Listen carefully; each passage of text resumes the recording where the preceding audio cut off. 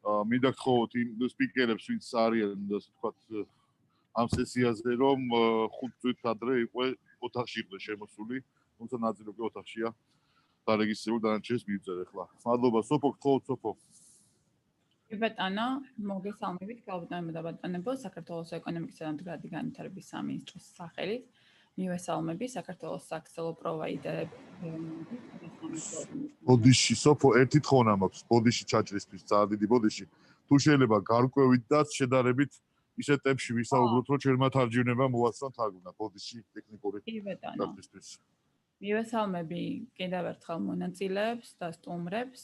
პანდემიის გამო სამწუხაროდ წელს ესე ონლაინ გვიწევს შეხვედრა, მაგრამ მაინც მოხარული ვართ, რა თქმა უნდა, რომ შევძელით და შევხვდით და მადლობა ამისთვის ორგანიზატორებს. Thank you very much to the organizers. I also would like to pay this special tribute to all the international and the local organizations who supported the providers, the Union of Georgia. It must be mentioned that the development of the digital economy is very, I would say, important priority for the government of Georgia, and the ministry, which is the policy maker in this direction, finds it's really very important to encourage development of the telecommunication, informational technologies, their use in the digital economy. Therefore, of course, we do our best in order, and we take the greatest effort to implement all possible measures. The government of Georgia already approved the 2025 national strategy on the development together with the World Bank. We elaborated it. And of course, it is very special, the document to eradicate the digital the disparities between the rural area and the urban area in order to help the development. Still, with the experts of the World Bank, the Ministry of Economy now started working on the digital economy and the digital community development long-term strategy, as well as its implementation plan. Today's forum and the GeoNOG, in fact, has the aim to encourage local as well as the regional development of the communicational field, as well as the overcoming the challenges, first of all, to identify the problems and then to work on their elimination. And of course, here we have involved our national experts as well as the international ones, because it will play very important role in the digital inequality, as well as next and further development of the digital community. You know that GeoNOG is the excellent platform for the internet development, because it is excellent space to speak about the development where the private operators can provide their own ideas as well as some proposals. And of course, the ministry always welcomes this type of the projects and supports their implementation. Especially one very important issue within the framework of the NOG, the NOG, that is a neutral establishment in Georgia. And in its turn, it will develop the internet market as well as the competition at the internet market. Of course, it is also worth to mention that within the NOG, we consider many different the issues like the MDNO, which are so important, including, of course, the VMNO. And I would like to take this opportunity, and on behalf of the Ministry of Economy, pay the special tribute to all providers, all operators who during the pandemic situation are very active and play very important role to support our society, to provide the information, to provide the access to the electronic means. And of course, it's a huge work from their side. Again, thank you very much to the organizers for the organizing such a very important event. And I would like to thank you again, wish you all the success, especially successful day. დიდი მადლობა, სოფო. Thank you very much, Sopo. Now I would like to ask Ms. Nino from Nino Delishvili from the Communication Commission. Thank you very much, Ucha. I also would like to join Sapo and welcome all of the participants. It's a great honor for me to welcome you on behalf of the Communication Commission. Yes, we are working in the virtual space, but still I would like to welcome all of you and congratulate with opening the forum. You know that it is a third in a row, the forum, and I think that it is quite a good forum to exchange information, to speak about the internet development, to discuss the very sensitive issues related to the e-learning, need development, etc. I would like to thank to RIPE, NCC, and EPSO because they assisted very much the provider system here in Georgia. And again, I would like to express my gratitude to the organizing group, especially to Mr. Ucha, because they played very important role in establishing the forum on the one hand, and of course in organizing the today's event. They have already talked a few words about the important issues, but however, I also would like to say a few words. During the last 10 the months, Georgia and the entire globe find itself in a quite a strange and new situation. It's a new sort of new normal, which demonstrates the strategic importance of the telecommunication system, telecommunication services, internet services, which is very important not only internally, but also in the entire world. So we now all are using the telecommunication systems. With the respect of the pandemic situation, of course, it showed the relevance, especially internet control system, CheckG, which is very important because it provides the high quality service provided to the population of Georgia. Our users now can use their own providers and control them. They come from the side of the communication, the commission, internet development, the market development, competition development are really very important, especially when it comes to the medium-sized operators. And we made quite considerable steps ahead. And I do hope that for this community we are speaking today with, it is quite widely known issue. Isolation, pandemic situation, they demonstrated the necessity to develop our field more and more. And that's why I'm really very happy to welcome the today's forum, because among the IGF, we will have the opportunity to consider such important issues like the Georgian telecommunication market, and especially the VM and operators entry, the development of the IXP in Georgia, the internet exchange point, the internet service providers development, the etc. So thank you very much for your attention, and I wish you fruitful and interesting discussion.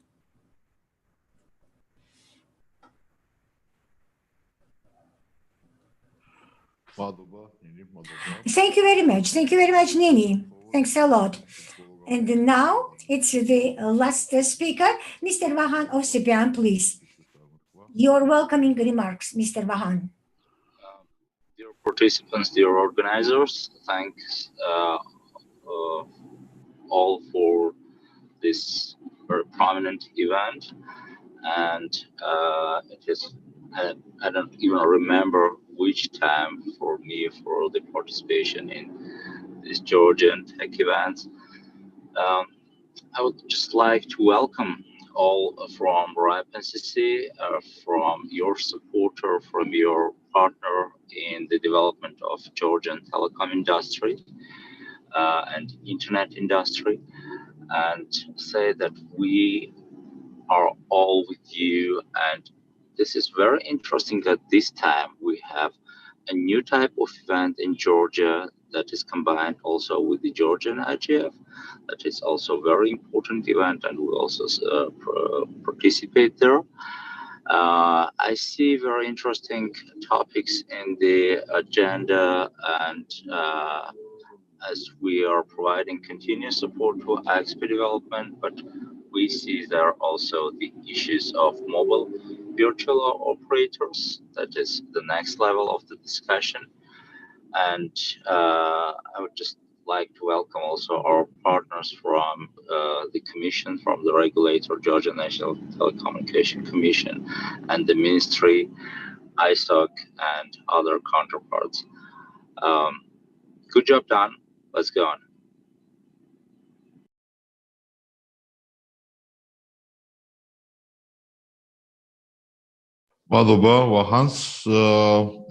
Thank you very much, Vahan. Now we have 10 minutes technical the break, and then we start with the session about the VMNO.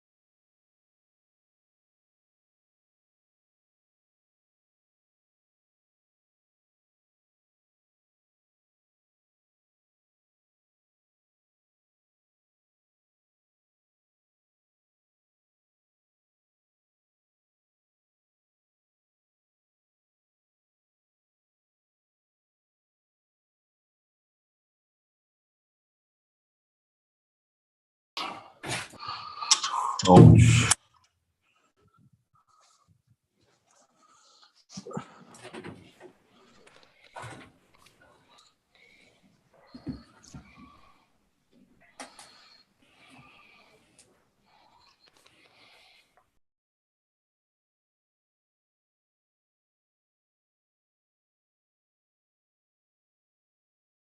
Welcome. Welcome, my dear friends, again. Good morning. I would like to welcome the newcomers, new members. I would like to open the next session. This is about the virtual mobile operation and operators. I would like to ask you to turn on my camera, and maybe the next speakers also join us.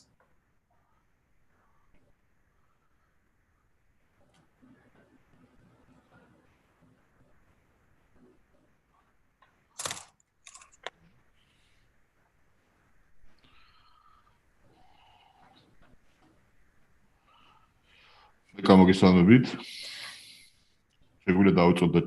again. We can start. And Eka, we start with your presentation. Welcome everybody. Welcome again. I would like to remind you that last year we had quite a big concentration from the providers. We had the two parts of them, maybe on the one side mobile operators, and on the others the companies and the stakeholders who had the interest to have the access to the VMNO. So their number, the certain number are also the members of our association. And let me tell you that although we had some attempt to start the dialogue, we also were involved there, but unfortunately, we failed to make any steps ahead. At the current stage, maybe the only outcome, the only resolution of this issue is to ask to the Commission. Maybe we have some misunderstanding. We maybe had some gaps in our referral, and we also have to take into account the mobile communication, and that it is not so easy just to develop it. It's not. And of course, we would like to thank to the Regulating Commission because they helped us to organize this particular session. Because we need their participation, their questions. First of all, we would like to listen to Ms. Eka and to hear those important details which are related to the MNO. And then we also have to go through the other questions and the comments. We also have the expert of the International, and I do hope that the expert will help us. What was the practice in Europe? So thank you very much again, Ms. Eka, and now the floor is yours. Thank you very much. Thank you very much, Mr. Rucha. Thank you very much, the dear colleagues. It's a great honor to me to make and to deliver my presentation in front of such audience as it is. I mean, the MNO. And I'm going to speak about it on behalf of the regulating the body. It is about the access. It's a project about the access. And it's quite interesting coincidence with this particular workshop. You know, on November 27, we had the first the milestone, the era with regard of the access of VMNO as well as the technical access we already overcame. And thank you very much, by the way, to the operators who really made very considerable steps ahead. And we, from our side, on behalf of the Commission, I also would like to welcome again you because we are ready, our team, to share our experience, our knowledge, because the access of the virtual operators are very, very important to be made in effective manner based on the best practice of the advanced countries in order to provide the operators with the possibility to provide the good services and the goods to the Georgian society. Because this event is created just particularly for them. And you know that already 20 years in the world, we have the VMNOs operating in the globe. I have a very small presentation and I try to share with you more details. So what was behind of this virtual operator? What was behind of it? What type of work? What does it mean?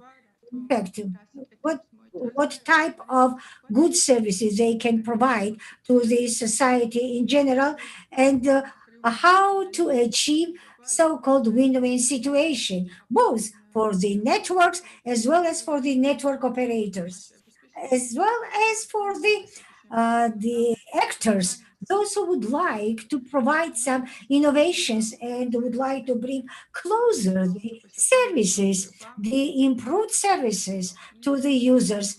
Because you know that that is very important for the competition in the 21st century. Now I would like to share the screen with you.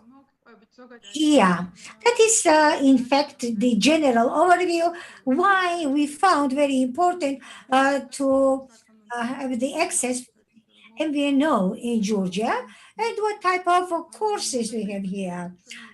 Very briefly, you know that the law on the electronic communication recognizes this notion because we already have the MVNO as a notion, as a concept.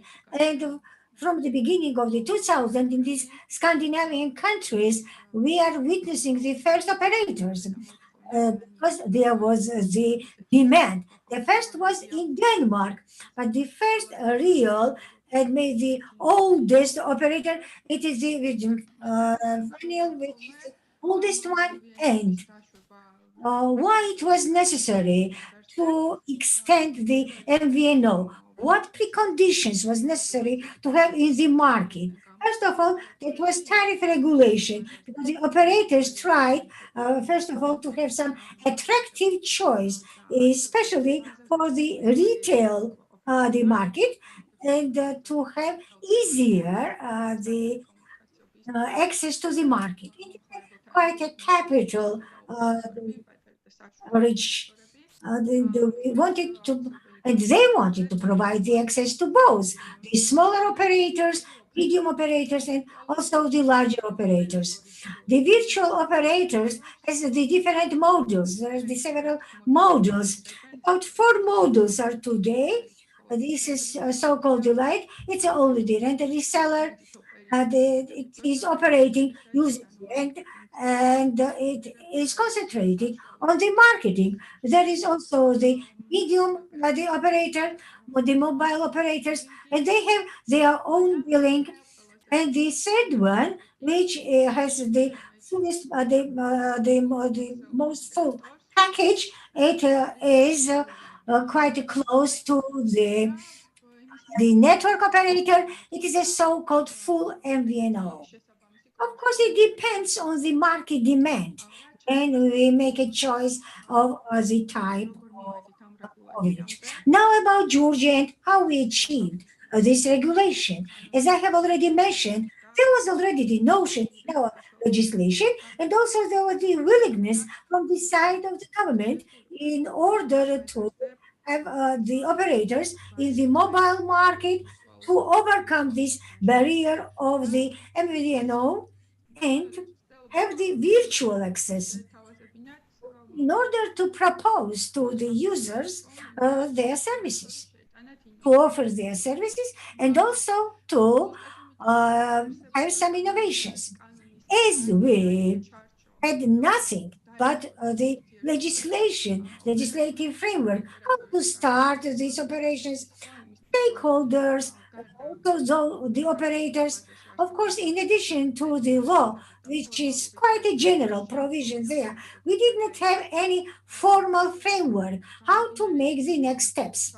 Also, as we had historically only 3 operators in the Georgian mobile market, and where they have quite a big market power, we decided to learn better the international practice and how to uh, overcome these formal ways, what type of format to have in order to provide, for instance, the possibility for e-presence to the smaller operators as well as for the market users, for the consumers to make it interesting. And of course, the network operators, as it happens everywhere, just to have the possibility for the commercial negotiation, sort of power for the commercial negotiation, commercial agreement. And the ultimate goal was to have the competitive environment in the market. And in this decision, we introduced this type of the format. And the last week in November 27, we already started enactment of this decision, and it was already written down in the decision. Firstly, what type of format will be used for the access, as well as the deadlines, timelines for the publishing by the operators. And the second part, that is a tariff. The tariff, of course, is on the commercial basis. And if we have the additional questions from the side of the operators. So whether it is transparent, is commercial, the basics, here we really need to involve the regulating body in the tariff part. And here, the most widely known scheme is so-called the retail one. So that is the rate for the retail one. So we have to take it as a basis. Now, why it is important? Of course, the operators will be speaking about it, but we, as a regulating body, as a commission, we already investigated, we learned the Georgian situation as well as the international practice, which already counts many years because it is very popular not only in Europe but also in the developing world and in the different services they are used. They say that in Europe now they start the second wave of the MVNO. And it is widely known that MVNOs are very fast to deliver to the consumers the innovations and the goods which are created by the operators using their infrastructure. They are converting, they monetize their services through this way. And there are the different niches where we can provide it. And you can see it in my screen. It's a content, it's a distribution, it's also the brand retailers, the most popular maybe, and the segmentation that is really very important because we know that, and as far as I remember, the biggest MVNO is in Germany, which is focused on the international calls. So it is not exhaustive list, of course, and as the communication market is extending and developing in a very quick manner, very fast manner. Of course, this list is extended on a daily basis. And very important part, why they started the second wave in Europe of the MVNOs, you know that in the beginning of 2000, they already experienced MVNOs and they have uninterrupted transformation. And they say that for the big data, for the IoT, and what is very important for the new technologies, the experience of the MVNO is very important. What is necessary for the user, for the consumer, because they need it in order to find their own corner, their own niches, in order to identify them. And of course, the network operators can convert it especially when it comes to the wholesale. I also would like to pay your attention to your the experience, to our experience.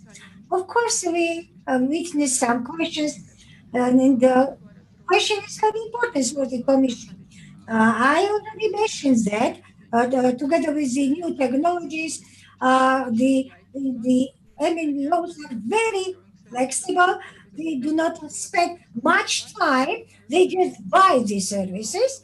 They don't spend time for the development, and their operators have better opportunities just to pay more attention to selling the services. In addition, we also witnessed different questions regarding the network safety. And as we see, so there is no case in the practice which could say that the access of the MVNO uh, entailed the violation. Virtual operators are under the regulations with respect of the safety both network as well as the internet safety, etc. Here we need to continue also in this way, and the Commission is ready to be involved in this process. And of course, we need to take into account the safety parameters, which are so important for the network safety. And the experience which we have learned already, the best practice, world practice, European practice, we also, by the way, learned the protocols which are already published and released, and we are ready also to share this experience with respect of the access. So that's all I wanted to share with you. I would like to wish the Georgian MVNO this successful development of the market, which will bring very good uh, services to our users. So, and I am ready to answer to your question. Thank you very much. Thank you very much for your presentation. It was interesting, and actually we could really see the key issues that you identified. And these were the key issues about which we may have the future questions. This is the introduction tariff that was also mentioned by our operators, and then we will hear what would be the offer of the network providers, and also it is about the technical details as well, because we may remember it was about a decade ago. It was about access to the fixed network, and the processes are quite similar. And we had discussions about the tariff, and there were questions about security too. Eka, let me ask you, of course, there will be questions, but can we have the Q&A after this session? And I would like to ask the audience, for the panel, we have the Q&A section. It is beside the chat box. So Q&A section will be used. And could you please write your questions in there? And then we will ask the questions to the panelists. As for the next speaker, yesterday we had a technical meeting, and we were going to have our international expert, but I would like to ask the operator to continue, and Givi Shamugia is the one, and let me ask him, and then our foreign expert will be given the floor. Let me ask the foreign expert to continue after Georgi. And now I have a question to Georgi. And thank you, Eka, by the way. But let me now ask a question. When he finishes his speech, what is their vision? Because how the conditions and environment will be changing considering the competition. Georgi, the floor is yours. Thank you very much. Thanks for giving me this opportunity. And thanks for enabling me to communicate our vision and our position. First of all, I would like to start by mentioning a very important fact that happened. The communications decision about the introduction of MVNOs. Georgi, please, there's a technical. Could you please turn your camera, please? Then start your video, please. It does not let me do so. It says that the host should let you. The technical team will do that then. The GNCC made the decision about the introduction of MVNO, and I think this is really critical. Just 1 second. Here I go. All right. Yes, you can see me now, right? It is really critical for the country, keeping in mind that, well, it will support the development of this area, and also what is most important, it will develop the technological, non-technological fields in Georgia, because nowadays almost every sector depends on the mobile network communication and services, and as time goes by, then every sector depends on that, and this is why it is very critical to make the decisions like that. As for the law itself, in regard to the MVNOs, it is very important to say that based on this law, the MVNOs and the investors will be free to make investments in Georgia, in this area. Before, you may know that, yes, it was possible, and there was a law about that, but there were no safeguards, and nothing was guaranteed. And you may also know that if any business is going to launch the full MVNO, it is about it is not about the investment, and there are no activities about marketing or attracting the users. And as for having some safeguards that they will not have any barriers about launching the MVNO, and also if we speak about a certain framework, and as for having an agreement that they would not, they would have, if there is an agreement that they will have full access to the network, then I think there will be many counterparts willing, and there will be the international investments that will support the development of this area. And if they start, then it will have a spillover effect, and it will affect other industries as well.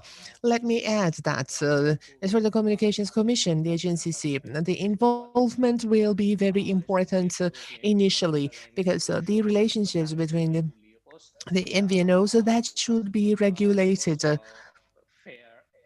and it should be fair,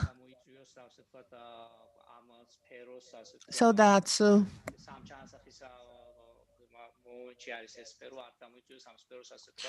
and it is just in the nipple, and it should develop, and there should be a chance to grow for this sector, and it should be possible for them to find its place and to develop gradually. Let me say a few words about ourselves, and for us, this decision was really important. And for the last 2 years and a half, we've been working in this area. And we would not think of Georgia because of our prior experience with operators. And we were looking for another country where it would be easier to introduce our services, and that would be less expensive, and that would be easier to start the processes.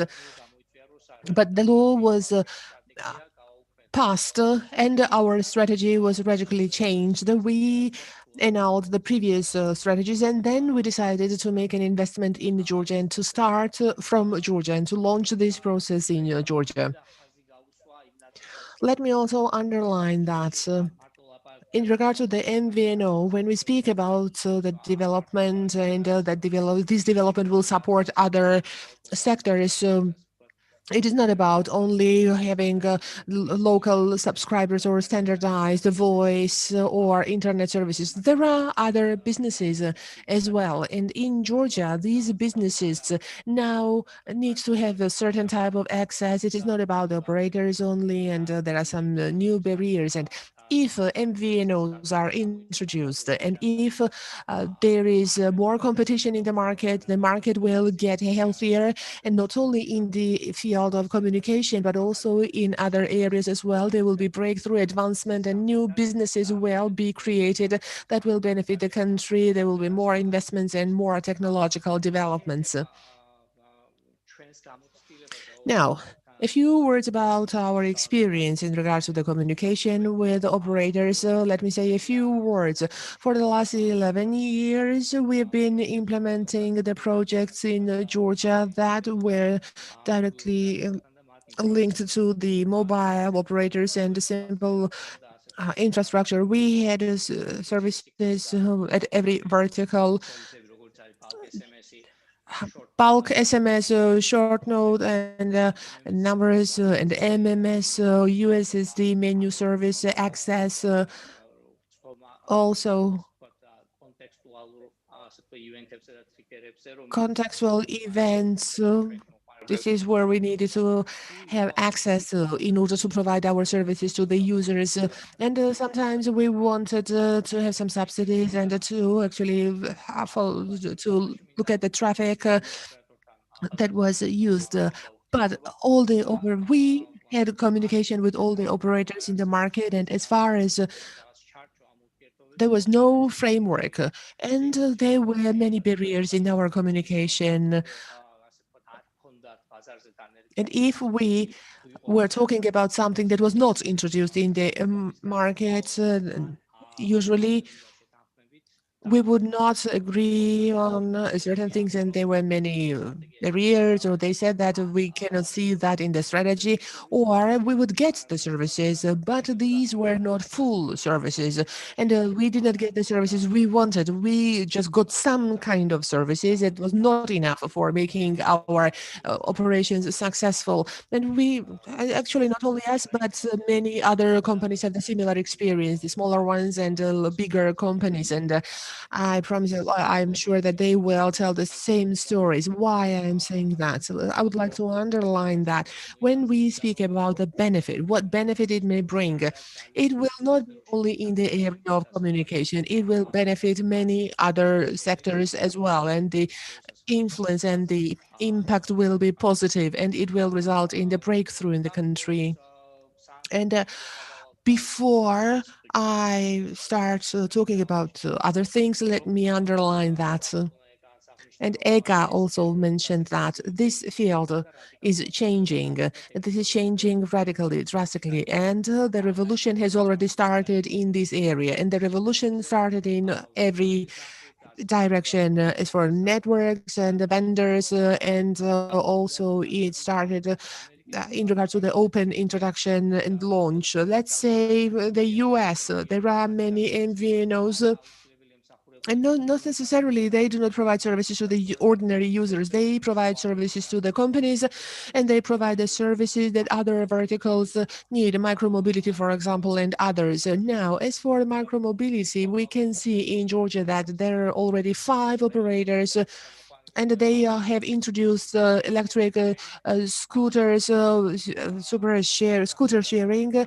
And I don't want to mention the names, and I guess that they will have an opportunity to do that. But one of the leaders, whoever it is, well, they don't use the Georgian SIM card or Georgian network. They use international SIM, and it is about roaming. And why? Because there were some communication barriers, and there were some problems about accessing this platform. So once again, I would like to say that yes, so it can be very critical, but now we have the framework, and I am sure that it will attract many investments, whether it is a local investment or international one, and it will develop, it will support the development of this field. And of course, it has become critical for every country.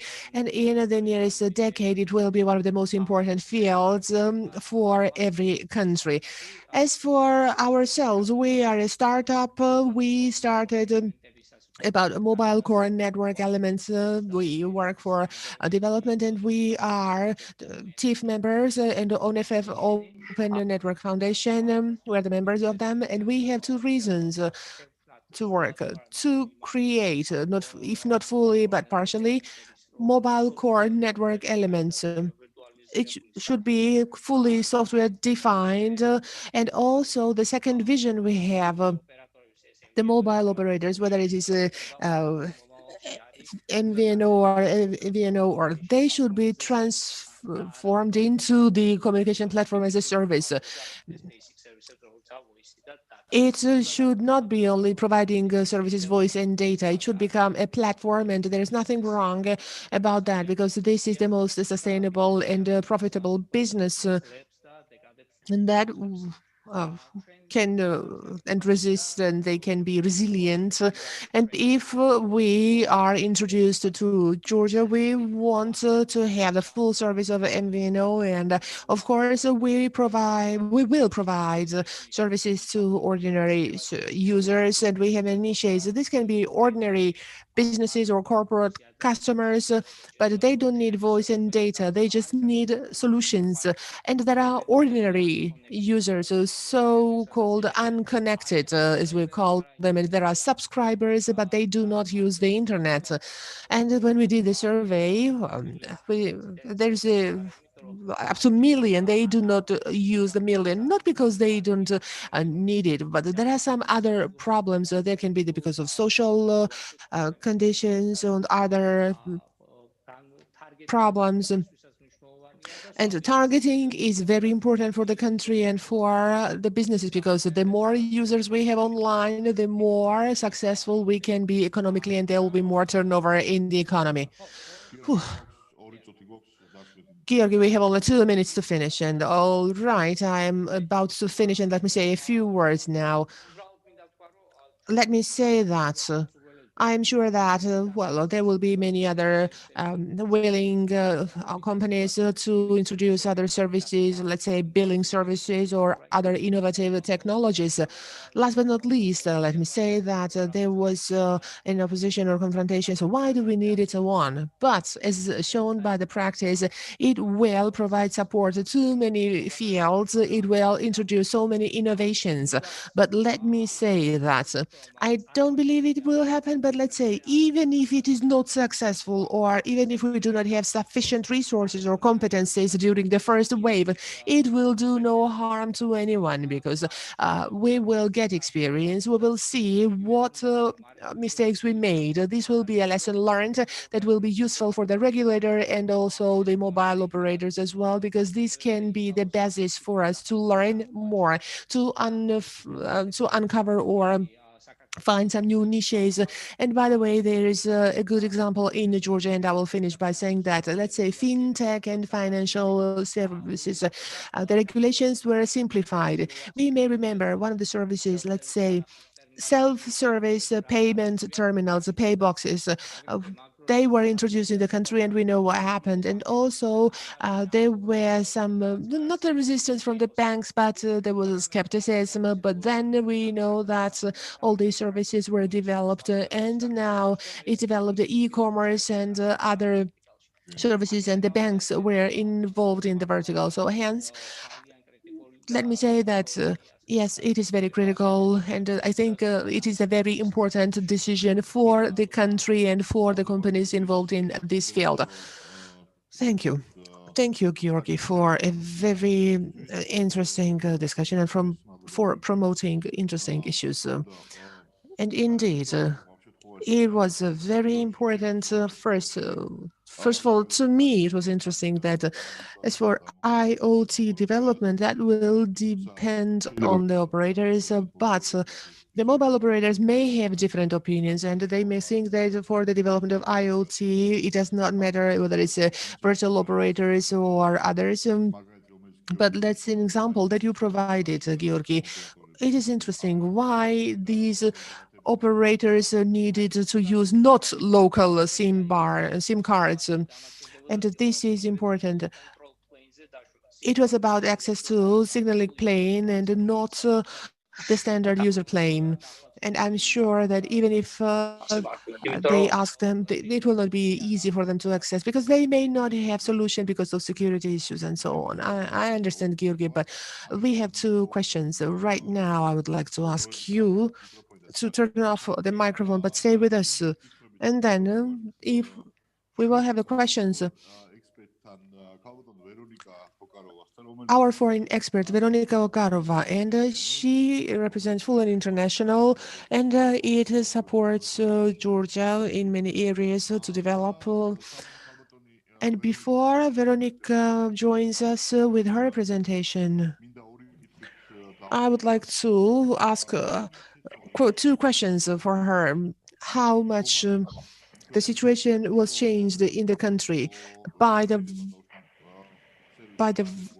introduction of these services, and has the competition changed in the countries where it was introduced? Because in Georgia we have interlinked SIM cards, and as for substitution, although, well, despite their size or volume, they do not have capacities for substitution. And how much the situation was changed by the IoT expert, because it is interesting for us, for the providers, and the readiness and adjustment to these services. That will be the solution for us to have our decent presence.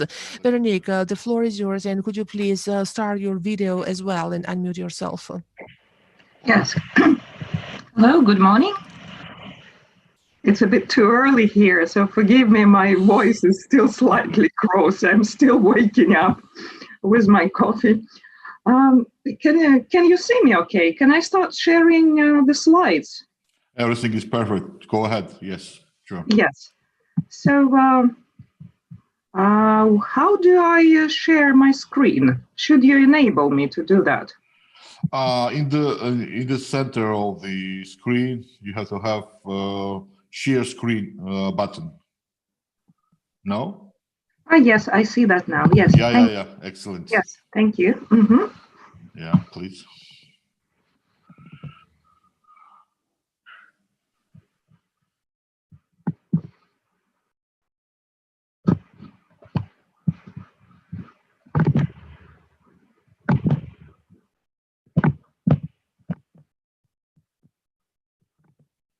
Yes.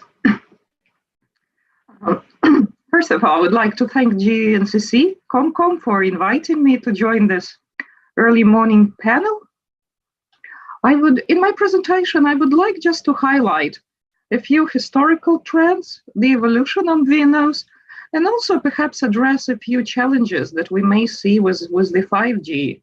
Will it be a new opportunity for MVNOs? Would it be a new opportunity for MNOs? It's an interesting question, and everybody, including the key industry stakeholders in Georgia, should be thinking about it. So, first of all, what is an MVNO? It's for different people, it could mean a very different thing, and depending on whom you ask. And if you look historically across different markets, what kind of definition, how MVNO is being defined? If you look at the definitions used by European Commission or by Ofcom, the UK regulator, or FCC, the US regulator, everybody emphasizes the same thing. It's a mobile industry player without own spectrum license. But then what else? Behind it, there could be hundreds of different business models. And it could be a player who is just reselling, just buying capacity from mobile operators and without adding much, just puts its own brand and resells at lower prices. That could be one aspect. But it could be also a fully fledged operator with own core infrastructure. As I heard from some of the participants here, it could be also a different player which has everything, pretty much all of the infrastructure except on radio access network and except on core network, and except on spectrum license. There are at least 3 very basic MVNO models, starting from the simple providers, simple service provider, reseller, on one extreme, which is a very simple model, to full MVNO, to mobile virtual network operator that possibly could have own mobile network code assigned, who could have own SIM cards, who could have own core network infrastructure. So pretty much like a fully fledged operator, but without own spectrum. And something in between. You could also have lots and lots of different business models in between. So we call them sometimes enhanced service providers. They fall short of being a fully fledged MVNO, but on the other hand, they might actually have own interconnection agreements. They might have full control over roaming agreements. It's just that they do not issue own SIM cards, and they are unlikely to have own core network. And if you look even more granularly, if you take even a more detailed look at all sorts of underlying business model, here you could see a genuine variety of what elements of the mobile value chain those MVNOs, those players could control.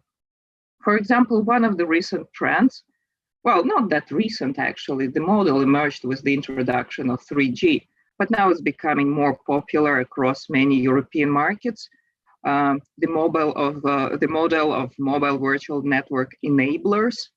So the players who may actually have agreements with several mobile operators in a specific country, and they have a network access agreement, they have pretty much own core network infrastructure, and they conclude access agreements with several MNOs in the country, and they help other players without relevant experience in the mobile industry to set up their own MVNO operations. For example, this kind of player is Dutch Spider, and they helped recently launch MVNO virtual operators across several European markets, including, for example, in Netherlands.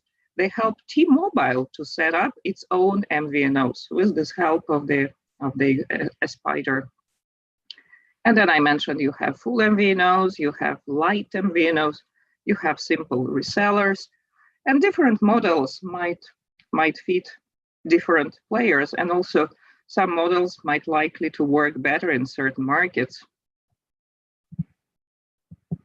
What kind of players we typically see entering MVNO markets? Well, traditional telecom companies who would not actually acquire own mobile license and considering it a substantial entry barrier, but they might actually start with MVNO or a mobile virtual network enabler model to enter new markets, new geographic markets. Or, for example, you may have fixed established fiber ISPs, provider cable operators who consider launching an MVNO model to be able to offer quad play services to their users, again, generating value for their users by being able to expand their offer to offer multi-play packages. Non-telecom companies, well, lots of companies, I heard lots of business models here, and usually the companies who might have actually well-developed distribution channels and retail industry, banking industry, media companies, again, lots of companies who might consider leveraging what they built and expanding into new industry sectors. What is interesting with 5G, as we know, 5G might actually not bring such a dramatic change to consumer market, and 5G will bring a dramatic change to the industry markets. And now across many European countries, as the regulators are assigning spectrum for 5G, there are a lot of discussions whether we need to set aside certain spectrum for industrial applications, or should we just assign it to traditional MNOs, as we did it so far, to traditional mobile operators, and then let industrial players consider building their own MVNO business models to serve specific verticals, to serve specific industry segments, because it will be enabled by slicing, for example, and those companies, they would be able to build their own virtual networks over dedicated slices with dedicated quality of service, security requirements, targeting specific needs of those specific industries. So 5G could become a new opportunity for different players to enter this market. Finally, financial investors, that's an opportunity to diversify, to enter a new segment. When do we see MVNOs more likely to enter specific markets? Well, traditionally, it's a more mature markets where you see high mobile penetration, 3 to 4 mobile operators, mobile network operators that already invested and expanded their infrastructure. There might be new players who have capacity on their networks and interested in inviting new players to be able to expand, to be able to support their investment. Could be also markets where the growth has slowed down over time, competition has gone down, and maybe there is little competition between established players, and that could be characterized by low customer satisfaction, lots of complaints, and high churn. Well, high churn, there are divergent views of whether high churn is a sign of a perfectly competitive market, or whether it's actually a sign that the market is not performing that well, that the users might be not necessarily happy with the established offers and established players, and they're moving around trying to find what fits them best. High level of prices, low level of innovation, and finally, regulatory environment, the decisions of regulators, the sector-specific regulators, such as COMCOM in Georgia, or the national competition authorities in specific context, they might mandate MVNO access on regulated terms. You know probably very well who was the very first MVNO, and that was the company with a very strong brand behind it, but no network infrastructure whatsoever. That was the Virgin. Virgin Mobile was the very first MVNO in Europe, and it entered the UK market as a joint venture between Virgin and T-Mobile without any regulatory intervention. And at that time, the British regulator, Ofcom, looked at the existing business model, considered that in the context of regulatory framework at that time, there was no possibility either to mandate or to prohibit MVNO operations. So it was left just to operate on the commercial basis. And it was very successful considering the change it brought to the market, but also as Ofcom was running customer satisfaction service at that time over several years. Actually, repeatedly, according to consumer assessment, Virgin Mobile was the best, the top performing operator, whereas T-Mobile, on which network it was operating, was considered somewhere in the very bottom of that survey. And if you think about it, the infrastructure was always the same. And Virgin was just a separate, perhaps providing separate customer care, separate brand, but there was no the network behind it was the same. And the MVNO market in the UK has been expanding ever since. And recently, Virgin has actually successfully sold its operations to Liberty Global. And it's been also launching mobile MVNO operations across multiple European countries and beyond, typically without regulatory intervention. Well, the EU regulatory framework, I heard a lot was said about it already. It's the same framework. It's being applied in Georgia. It's the market analysis. It's the SMP designation on the market for mobile access and call origination. Why it was originally part of the European Commission recommendation on relevant markets? Well, very simply because it's market characterized by entry barriers. You need to have spectrum license to be able to enter this market. And And for that reason, that market was included as one of the markets subject to ex-ante regulation. But over time, in fact, as early as the second review of the Commission recommendation in 2007, that market was removed from the list of the markets because subject to ex-ante regulation, because at that time the Commission assessed the general level of competition across many European markets, noted that there were at least 3 mobile players established in that market, and the level of competition at the retail level was considered to be sufficient to leave market entry in this market subject to commercial negotiations and considering that ex-ante regulatory intervention was no longer warranted in that market. But again, of course, no one size fits all, and we still have several European markets where the regulation is still in place.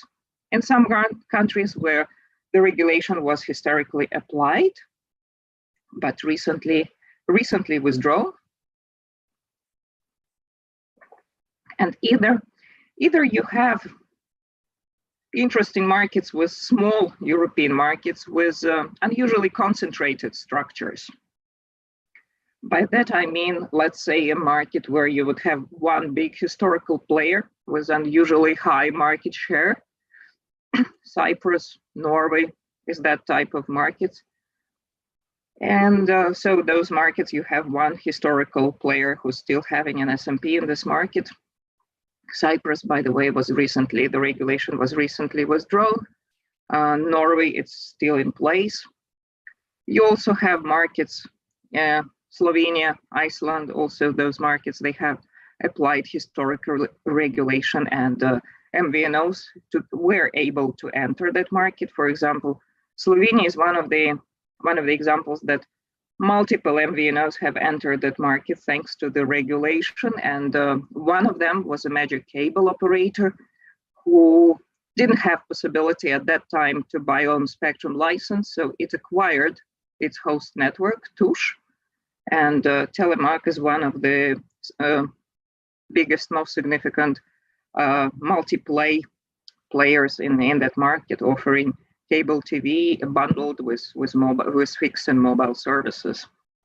You have also countries which applied approach similar to Georgia. You have at least 3 players, similar market shares, and you would impose joint. You would consider them to have joint SMP on this market and subject to access obligations. In many of those markets, historically, MVNOs have been expanding thanks to the regulation, or the level of retail competition over time evolved to such extent that the regulators considered that the regulation was no longer warranted. I'll say a word about Spain in a few minutes. And the very first European country to regulate MVNO access was Denmark. And that even happened outside the current regulatory framework. It was even on the basis of the previous rules that existed in the EU. 2 major Danish players were designated as having SMP on interconnection market. And thanks to that model, Tele2 entered Danish market at the time and was able to build a full MVNO model, which was also the first such a case in Europe. So that was an operator with own network code, with own SIM cards. And eventually it was also very successful to the extent that it was acquired by its respective host network, which is now Telenor. And Denmark is also an interesting case because at a certain point in time, MVNO market share at that market was over 20%. But eventually the 2 most, besides Tele2, there were 2 other very successful MVNOs, and all of them were acquired by their respective host networks. But they continued, by the way, the brands of those MVNOs, they continued operating as they were before those transactions. Ireland was one of the first countries to consider joint dominance. It was at the time where there were 2 established players in the Irish market in 2005, The third one, Meteor, just entered that market. Meteor is now what we know of Aircom. But at that time, it just entered the market, still building their networks. And 3G license was just acquired by Hutchison. And so the Irish regulator considered.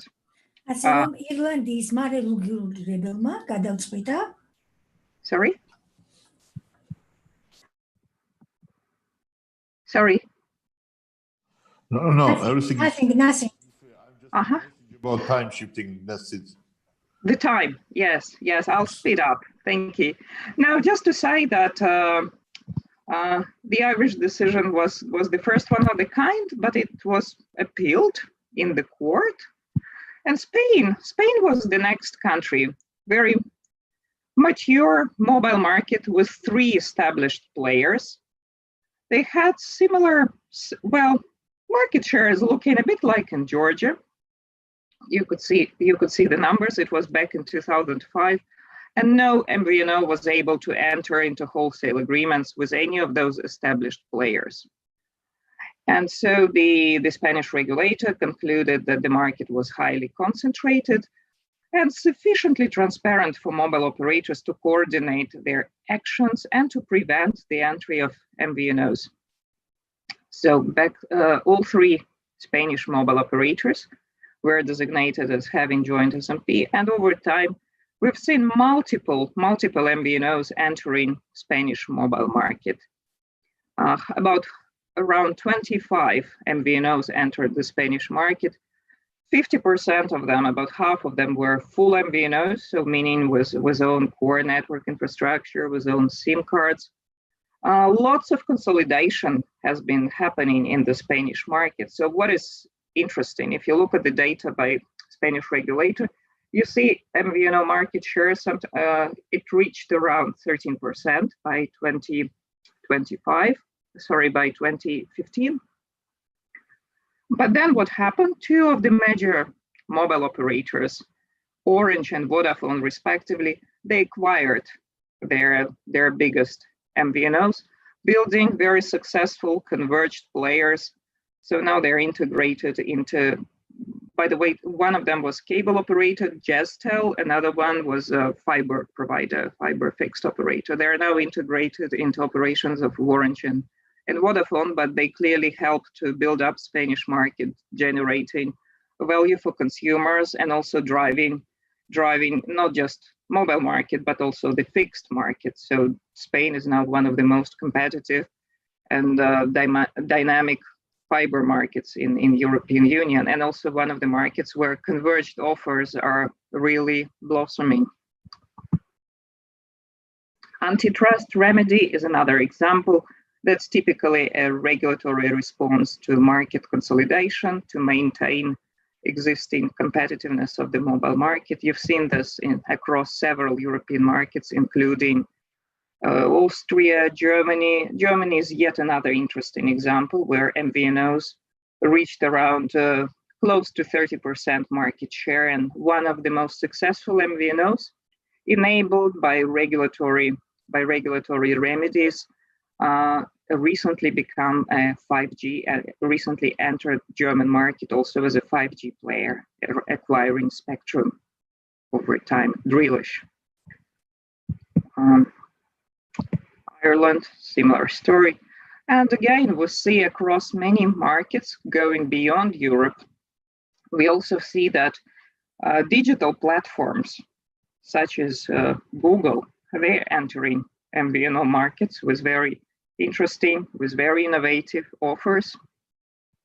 So Google is an example, is one example. You also have players like Sky. You know, Sky is a major digital TV platform operator in the UK.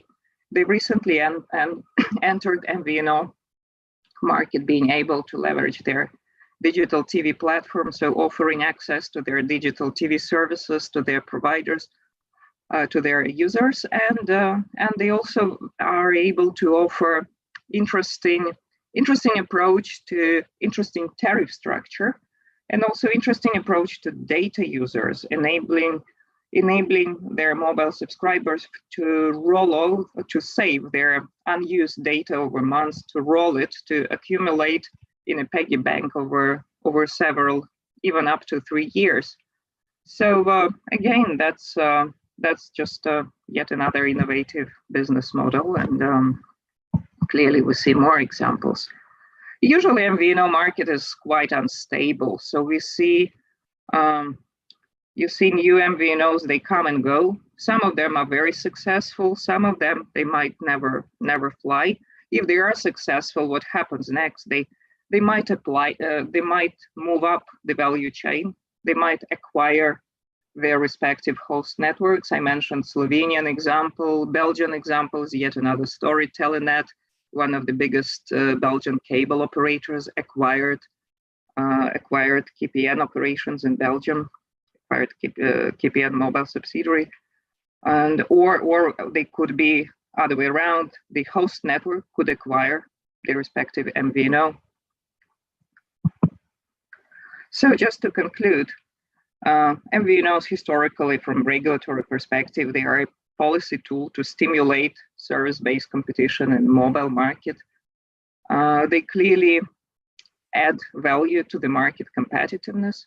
It's important that they have the flexibility. They can move up the value chain if they wish to become full MVNOs.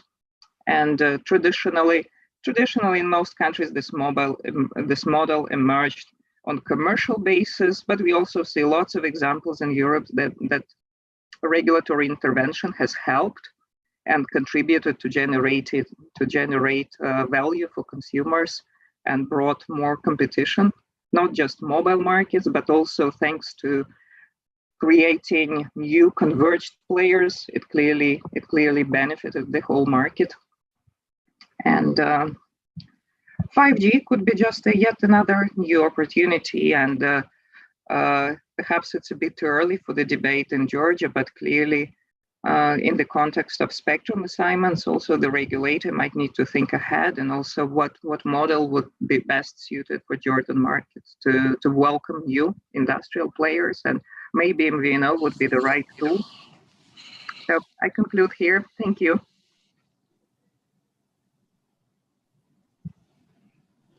Thank you very much.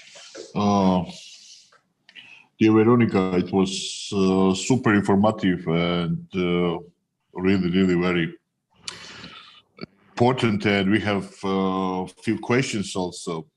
Just let me ask you kindly to stop sharing your screen, and and also want to kindly ask you to stay with us. We'll finish everything in half hour. And the last 10 minutes we have to take for these questions because it's very important. And also the participants are kindly asked you to share these slides, if it's possible, from your side, because it was really very super informative and very important for Georgian market players and internet service providers. Thank you very much. Stay with us, and and now I would like to ask the next speaker, Mr. Avtandil Lominadze, please. And I would like to invite him for his presentation. Mr. Avtandil Lominadze, please. So at the current stage, we have 5 questions. And again, I would like to ask you that let's Mr. Irakli, Mr. Georgi, just to spend maximum 7 minutes for their presentations, because we really need the certain time for the Q&A session. I also would like to repeat again that yes, we are going to have the Q&A session. You just type it in the chat and we can raise them to our panelists. By the way, we ask the mobile operators to be involved in this session and also speak about their position, but we failed to get them interested. Mr. Avtandil, do you hear me?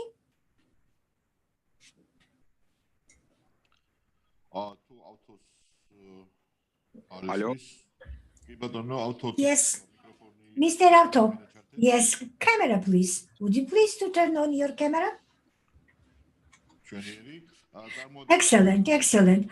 Let's introduce yourself, your company. Yes, we spent more time. It was not really enough. So we have maximum 7-10 minutes for presentation. Okay, thank you very much. I'll try to be very brief to express my position. You know that um, our colleagues, in a very detailed manner, described the situation, described how important the MVNO is, how it's important to have the small and medium the operators to be developed in this market. I will be very brief, speaking about the company. We have quite a lengthy history of being in the telecommunication market. And let me share with you the problems we have faced. As we speak about the MVNO in 2019, I'm not going to name some larger companies. We applied to them, and they did not give us some precise answer with this respect. Although quite often we offered them our cooperation, even in testing regime, in order just to set up some working group, on the one hand, some technical group working on the technical direction, and another group, for instance, for another issues. But we failed to get any answer. Now about challenges. In the communication market, we are represented by the different the offers. Right? It's a telephone, it's the internet, IP television, and I also would like to say that we have our developers group, and these platforms have been developed by them, related to the IPTV and the YT direction, and they are developed by our company, by our developers. What is a problem? In fact, in general, the problem is the communication market, because over the recent years, yes, the market has been developed, and the users, prescribers, they also are quite well accustomed how to use it, how to make a choice of in the pool of the proposals, offers, services, etc. So that's why we are witnessing the lack of the prescriber. They are leaving because the larger operators, in fact, provide and they offer them the mobile services at the same time. That's why we are facing the quite realistic problem. When we provided some offers to the organizations, do you hear me? Yes, yes, yes, we do hear you. Continue, please. We hear you. Excellent. So, this is the problem. We are facing some problems vis-a-vis the organizations which are our prescribers, because the larger companies, larger operators, they have some type of the contracts, because if you change one type of the service, then the other services provided by them become more expensive. And so that's why we are losing quite a good organizations. We fail to provide the services to them. So that is very briefly I could share with you. In fact, we are ready. We are ready. We applied to the operators several times, just in a testing regime, to start some, let's say, technical cooperation. But unfortunately, they refuse. They refuse. Or no answer from their side, or even they answered it was quite ambiguous. I cannot name it as a constructive cooperation. Thank you very much, Auto. Thank you very much. So, as we are very much limited, I end with this. in fact, we had 1.5 hours for the entire session. Still, we have some 20 minutes. I would like to ask you, Avto, to turn off your camera. And now I would like to ask Mr. Irakli Gavrindashvili to turn on his microphone and the camera. Mr. Irakli also has, by the way, quite the long experience of working in this field. So 7, maximum 10 minutes, Mr. Irakli. Yes, it will be enough for me. No problem. I'm not going to bother you. So now I represent the small operator, Premium Net International. That is, in fact, the branch of the company, of the international company. But it is quite interesting because we've been working 8 years in Georgia. I mean, that international company. The major activity, major operation up to 2017, it was the termination of the international calls. And just likewise of the other, the small operators, the EggNet was quite a good direction as a service provider. But unfortunately,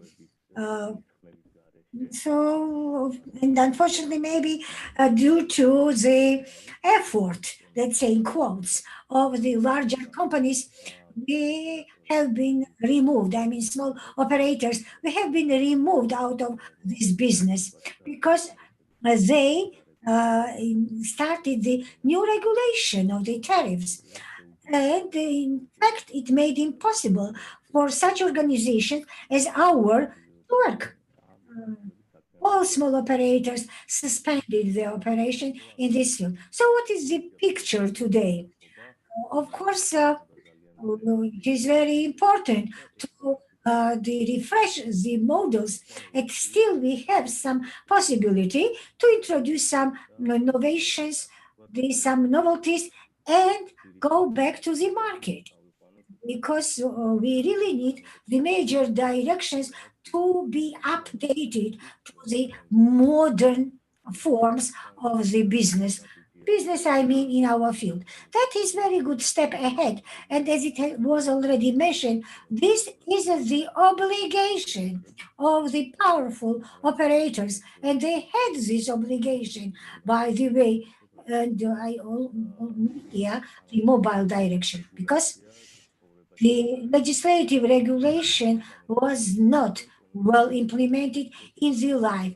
And that's why it is already decided by the regulating commission the special terms as well as the condition within which we maybe get the access to the market. And of course, it is the subject to pay the commercial fees.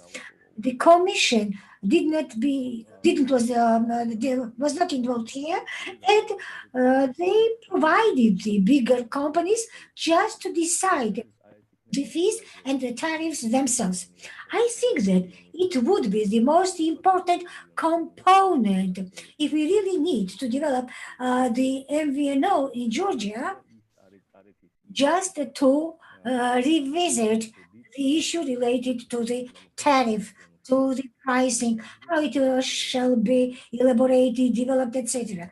I think that the beginning of the year, of the next year, will be very important because we will be witnessing the breakthrough where the commission as well as the operators need to attach the highest efforts, the greatest efforts to improve this situation because we really need to make the breakthrough.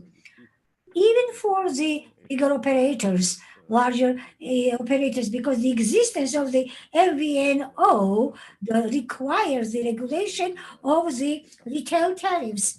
That we do not have it. It is not the tangible one. And because the commission does not regulate it any longer. I mean, the tariffs for the larger companies. Therefore, it is quite possible, and I assume that maybe in the long-term perspective, it could be also interesting for the powerful companies. So based on the information, I would like to ask all of you, let's support each other. Let's just, together with the Communication Commission and together with that regulating body, to achieve the good result, to have the fair tariffs for each of us, and not only for some selected companies or for those who are well established in the market. We have to do our best just to have the tariffs, which would be fair. And when I say fair, it must be fair for both sides and not only for one of them. And of course, through the active cooperation with the Commission, we need to accelerate this process. So we have quite the lengthy period, 6 months for the connection. For the first stage, I think it's quite a considerable time, enough time, reasonable time, and maybe the larger operators need such time in order to solve the problems and challenges facing on the way. At least during first 6 months, we have to be very, very active and attach the greatest effort just to have the successful the initiatives. So it would be very important, not only for us, not only for these smaller operators, but also for larger and powerful ones. So thank you very much. That's all from my side. And thank you very much, Lucia. Thank you, Iraklis. Thank you, especially for your the last remarks, because we may not have the one-way movement, because all of the requirements, all of the demands, which we in fact put in front of the operators, it really requires very fair approach. The process has started already, and maybe as far we go, more interesting we find this, let's say, both way movement. And first of all, we have to serve to the interest of the users because they need the cheaper alternatives with the better quality. So I would like to thank to all of the panelists. We find very interesting your interventions. But now we have the questions, if you don't mind. First question was, it's for Georgi, or from Georgi. Georgi asks about the MVNO introduction, results of the MVNO introduction, and especially for the prescribers. And who is going to respond to this question? Can I? I can respond, but only partially. Yes, when we speak about the mobile operators and the benefit, there are the different verticals where we can find some benefits. Let me underline some of them. First of all, also in Georgia, the mobile operators, especially the Enterly XL, they have the networks, they have quite a lot possibilities, but they have a lot of money they can use, including for the maintenance. And also, they may have some additional income. What is specific for Georgia here is that the mobile subscribers are about 5 million. That if we analyze it quite well, the information which is already published, so-called the public information, the most of the people, they have two SIM cards, even more. And so we also made some survey, and the trend is that as soon as the operators have some good announcements, some offerings, the people are changing the operators. And that's why the two SIM card telephone is quite popular in our country, and the people are using well this type of the mobile phones. The surveys also show that the process of leakage of subscribers is just a normal process. As soon as we have so-called the share situation, yes, maybe the subscriber leaves the particular company, but most probably he or she can be shown in the MVNO, which is used by that company. It means that you are not losing that prescriber or user. So you can maintain them. It also depends on the type of the MVNO. So it is not a full one. It means that the user at the level of the SIM, at the level of the subscriber, it's the property, let's say in quotes, property of that company, because they are using the MVNO, and it is quite attractive for the operators because they can reduce the leakage of the prescribers and retain them within their network. Also, we have some different aspects. First of all, the introduction of the new ideas, which may not be done by the MVNO because they find it very small niche and it cannot be well used in Georgia because it's a small country. And on the other hand, it also requires investments. Therefore, here we need the good cooperation with the MVNOs in order to assist them in using or finding those niches. So that will have also quite a direct impact on it. It will be indirect revenue, indirect the income, especially if is the MVNO is not the full one. And of course, I'm sure that the MVNO will be very good this space for business sector, for non-business sector, because they always can purchase some applications and make their own offering, and make quite multiple their services. So I think that it is excellent for operators, for the citizens of the country. It will be quite positive and will bring quite a good development to Georgia. Thank you very much. Thank you very much, Georgi. Let's go to the next questions.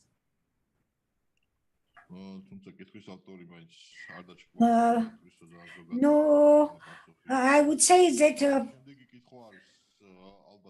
the author did not like the answer. It was very general. I'm sorry. We do not have the possibility just to extend now the response. The next question is to Eka. It is about the actions from the side of the government. Which model would be more acceptable? Which practice would be better for the operators in order to develop the approaches? And I have the question also to Ms. Veronica. In a very briefly, please, 1 or 2 minutes maximum. And the next question is also, maybe it's the idea, the question whether the government is going to help, to assist, and how, just to eliminate the barriers, existing barriers, which may emerge theoretically for the network providers, first of all. So that's all the questions. And we have one more, but I'll tell you it later on. Miss Veronica, if you heard the question, and also Eka, please, you can start answering. Ucha, maybe I start because I can respond both of the parts of the question, and then we give the floor to Miss Veronica. When it comes to the experience, yes, and practice, we learned the practice of many countries, especially Eastern European countries. Slovenian example is quite interesting. However, we still think that the Georgia is a quite a unique market based on its history, etc. Therefore, we do not have any restrictions based on the types or based on the commercial combinations. So the MVNO can be introduced in the different combination. So we have not opted for any specific country. Just the opposite. We would support the innovations, innovative niches, and Georgi mentioned about it. Here we can see that the innovative niches, including the IoT services as well as the big data, it would be better development to have the MVNOs. The same applies to the small and medium operators, because we really are going to have some the combined versions that just to have good convergence, the possibility. Now about the involvement of the Commission. Here, let me say again that uh, our experience, as well as the experience our international experts, the expertise from our friendly regulating committees, which we share always and take on board. Of course, we are going to use now. Then we are developing the offers or the access. We really need, first of all, to have the quite the transparent the processes, how they are going to start operations. Those who would like to create the MVNO, yes, we are going to attach the effort, first of all, to investigate this field, and then we start working on the negotiations. And here we will be including not only as the regulators and the Commission worked in a many transactions, by the way, and we are ready to continue working. We would like to be very effective and mutual beneficial.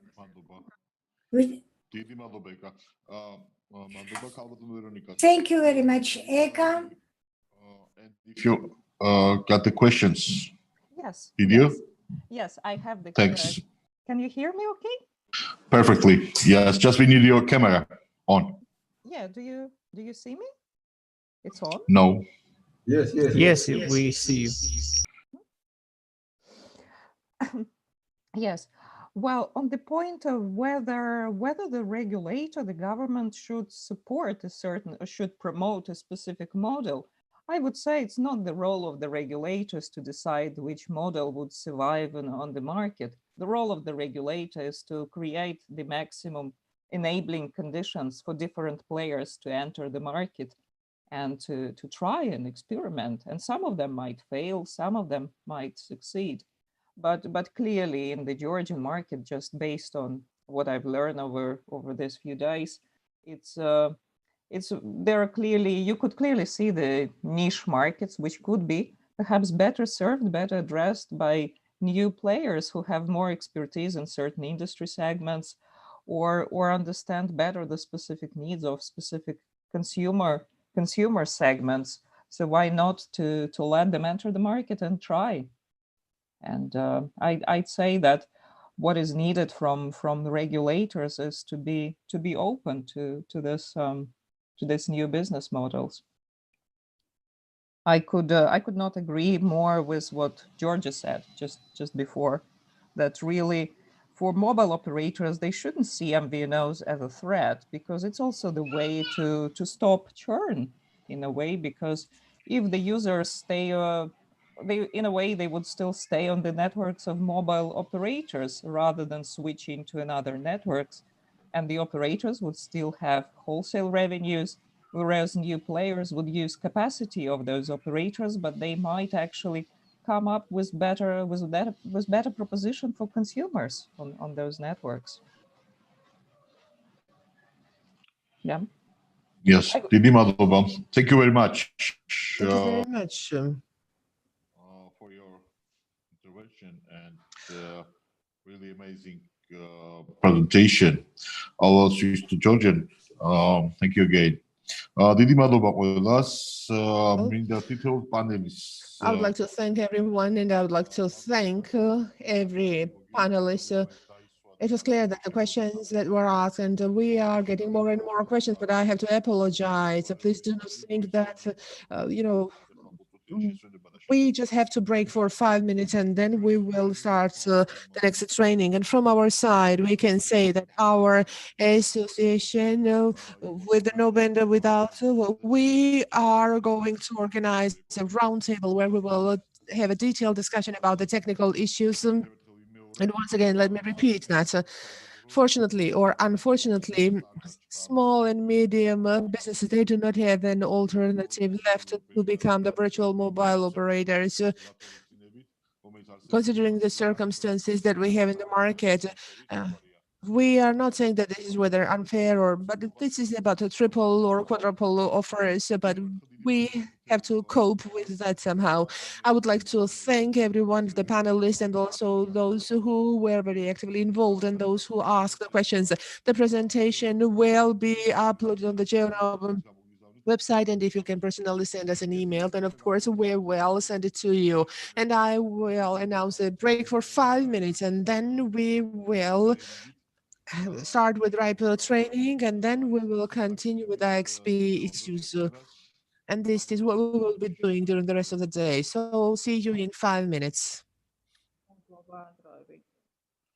Wahan, are you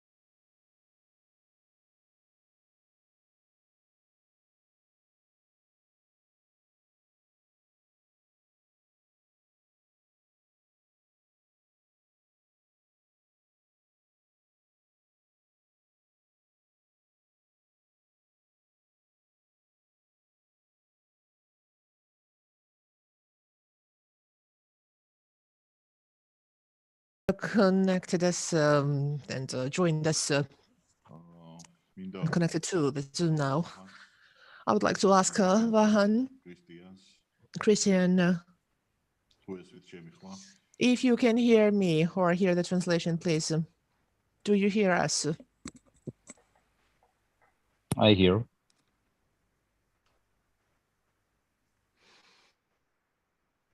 Vahan, do you hear me? Yes, I hear you. I can hear both of you loud and clear. Excellent, excellent. Chris, hi again. I want to just kindly ask you to speak slowly. We have 25 minutes. Unfortunately, we are very strict with time framing, unfortunately. So I want to kindly ask you to speak slowly because we have interpretation here to get the audience. So please go ahead. We have 25 times for till 12. So the floor is yours. Go ahead. Thanks. Right. Thank you, Chair. Well, first of all, good morning from my living room in Amsterdam. For me, it's always a pleasure to be at GeoNOG. I've been at the first GeoNOG. And I think I'm not surprising anyone if I'm saying that I find it a pity that I can't see you and meet you in person, especially since I already read a lot of familiar names that I definitely would like to meet. I think there is only one benefit, and that is at the social event, I'm reminded that I can't drink as much chacha as Ucha. Anyway, I would like to take this opportunity to give you a quick introduction to the next Ripstead UI. Before I'm gonna do that, I would like to simply level the fields for the people that don't know Ripstead. And Ripstead is simply an information service for internet-related data. The idea is that we're gonna provide insights through statistics, and one way to do that is to give access to data. In data we have. At the moment, we have more than 35 different data sets. I'm not going into details about these data sets, but if you're interested, then I would invite you to follow the link that you're going to see in my slides. One thing that I find very important to explain is the different APIs that we have in Ripstead. If I'm going to start with the lowest one, which is the Ripstead Data API, then this API provides access to raw data. It is designed in a REST-like interface, and the stakeholders are usually people that develop their own applications. This is also where people use scripting. And on top of the Ripstead Data API, we have the so-called Ripstead Widget API. These are visualizations that are built with open standard internet technologies, HTML5, CSS, and JavaScript. And on top of that, we're gonna have the Ripstead Web. And this is basically just a container that you're gonna see if you're gonna go to stat.ripe.net. And this container consists of the underlying widgets that we embed in this page. And the widgets itself are powered by the underlying data API. So you see it's all very much connected. If we're going to talk about the next user interface, then we're going to talk about the top two layers. And this modular design also allows us to quickly exchange these layers with a new one. Now you could have the question, why are we doing that? And the answer is pretty simple and straightforward. First of all, we created the current RipeStat in 2013. So the technology stack is more than 7 years old. And in the field of internet technologies, I think I don't need to explain, this is a very long time. Additionally, over the past 10 years in a way, we collected a lot of feedback from our users. And we also gained a lot of experience, which was simply not possible to get this knowledge that we acquired into the current user interface. So that's why we came up with 5 guiding principles for the design of the new user interface. And my colleague, Stefan Süß, he will later on explain in the demo these elements more in detail. But what's important, I think, from the perspective of further development is that the new user interface will be mobile friendly. So in order to manage expectations, I would like to quickly give you an overview of the roadmap that we're going to plan to roll out for the new user interface. So the new user interface, we're going to call it UI 2020. And at the last RIPE meeting, RIPE 81, you know, I almost wanted to say in Milan, but it was also virtual. We rolled it out as an alternative user interface. So that means that you can use it, and we encourage people to use it, but the features are not yet the same as in the current user interface. We want to have that fixed by the next RIPE meeting, so RIPE 82. It will tentatively become the official user interface.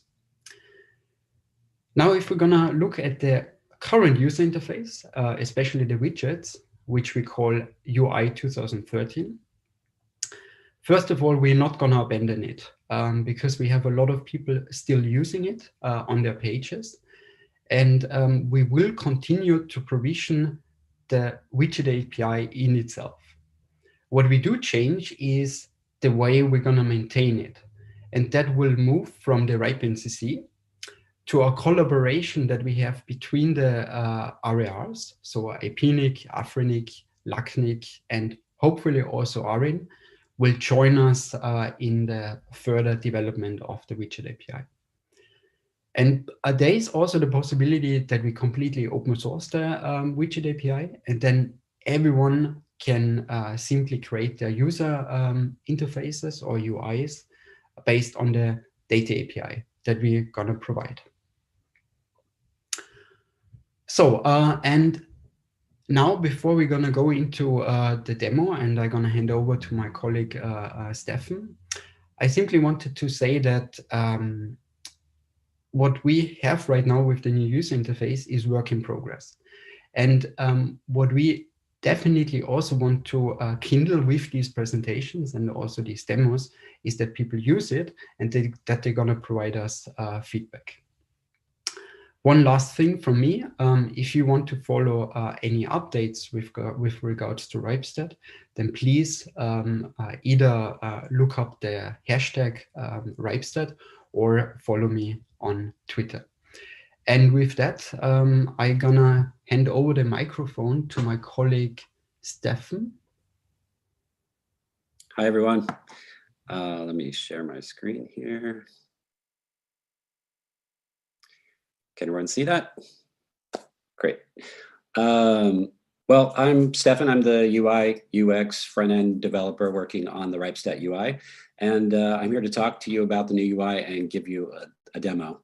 When we started looking at revamping the UI, we had several goals in mind that Christian alluded to earlier.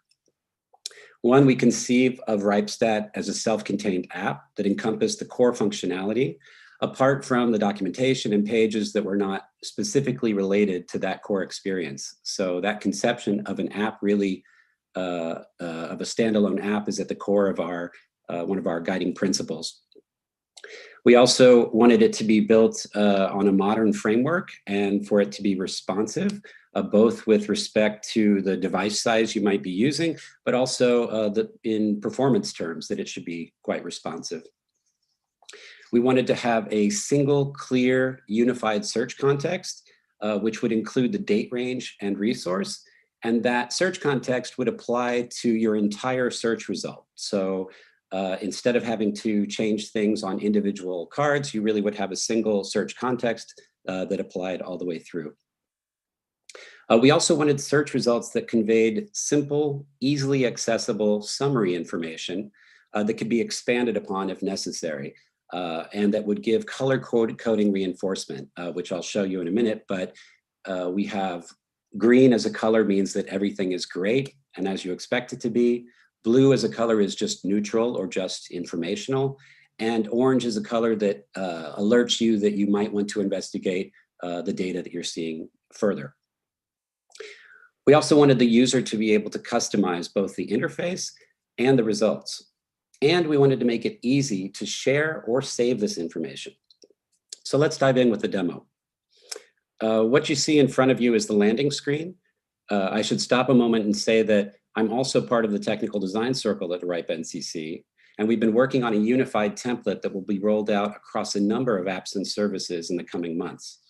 RIPESTAT is one of the first apps to use the new template, which is largely composed of the sidebar and the header that you see here, but others will be using it in the coming months. Atlas, in fact, just relaunched and with using the new template, so you can also see evidence of it there. So let's get into some demos. The top search bar is the main context for searching for any kind of resource. We have suggested resources here that you could click on, or of course you can just type in, let's for instance use our own ASN, and you get the info cards that will show you granular information at the top, which you can then expand upon. Another thing I should note is that when you are doing a particular search, you'll notice that we have an auto-completed menu here, which gives you suggestions based on your input, so that you can then select any of these individually, or obviously just hit return and get the result.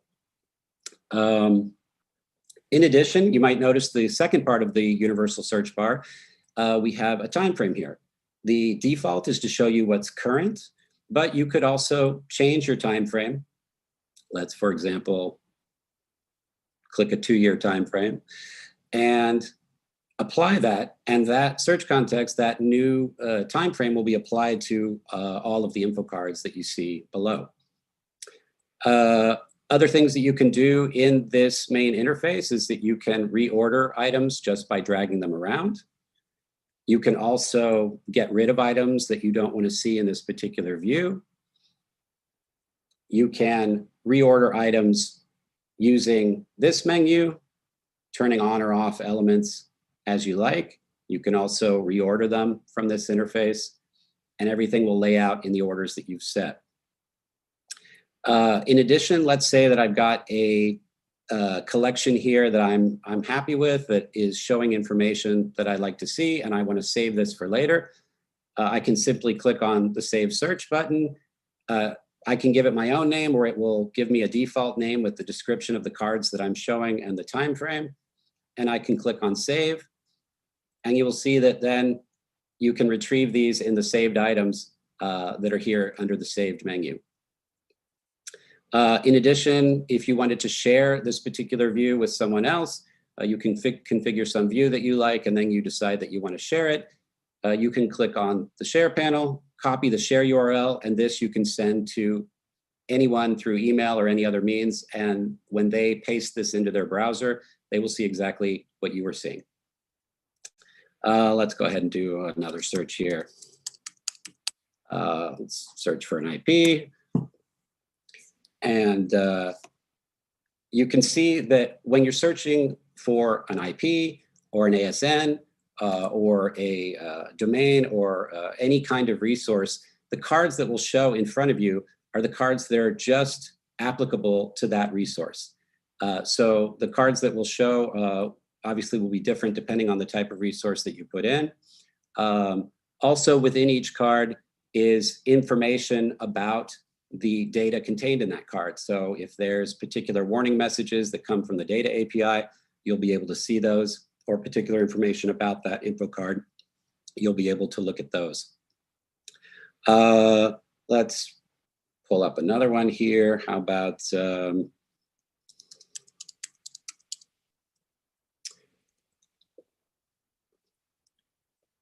this one is a good one. So for example, I was talking about the color coding before.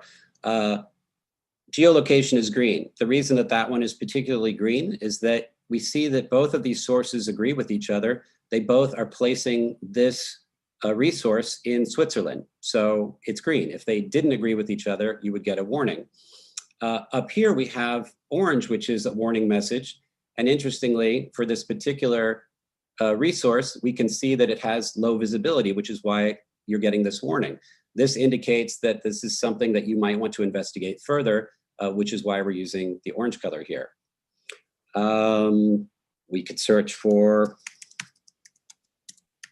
a host, for example, and we'd get a card that is related to searching for a host name. At any step of the process, all of the resources that you would see in any of the cards are clickable. So I could click through and it will run a search based on the IP that I've just clicked. I could click through to the AS and then it would run an AS search based on that. At each step of the way, we wanted to make sure that it was easy to dig further, to launch new searches, to get further insights into what you're looking at. We also have, you might have noticed on the side, a use case menu. This use case menu changes depending on the type of resource that you put in. So for example, I just put in an ASN search and we can see that we have use cases that are appropriate to ASNs. For example, a registration check, which would pull cards related to registration information, an RPKI check, which will let us know if we have prefixes and whether they're valid. And with each step, you can dig in deeper and find more detailed information. If you happen to be within a use case, you can, and you decide to switch to another ASN, it will simply reload in the same place. This is an interesting one, and it gives you a warning because we have valid prefixes, but also we have invalid prefixes. So if these were all valid, this would be green. Because there's a mix of invalid in there, it gives us a warning that this is something that we might want to check out further.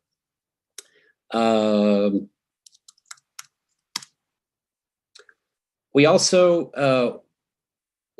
wanted to give you an easy path from the classic UI that you might be familiar with. And so we've also enabled in a similar structure to the existing stat.ripe.net, all of the widgets that are available there. You're able to perform a search here and look at those from individual widgets from the old UI that will load and will respect the time frame that you're putting in.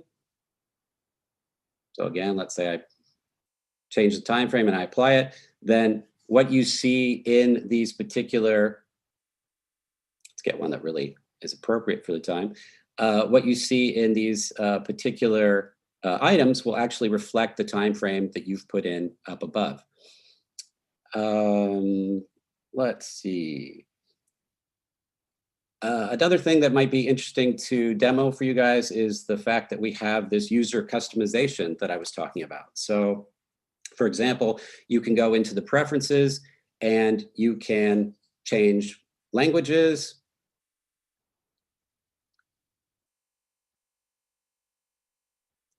You can change info card themes if you want. We're currently on the title bar full color theme, but I could switch to a full bleed color.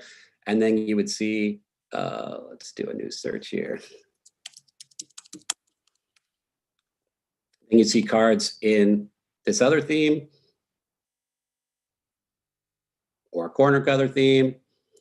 So you really have a high degree of customizability to show information in the way that is cleanest and most useful for you. In addition, Oh, I should say that the language switching, we have opened up a new server called weblate.ripe.net, which is where we will be inviting the community.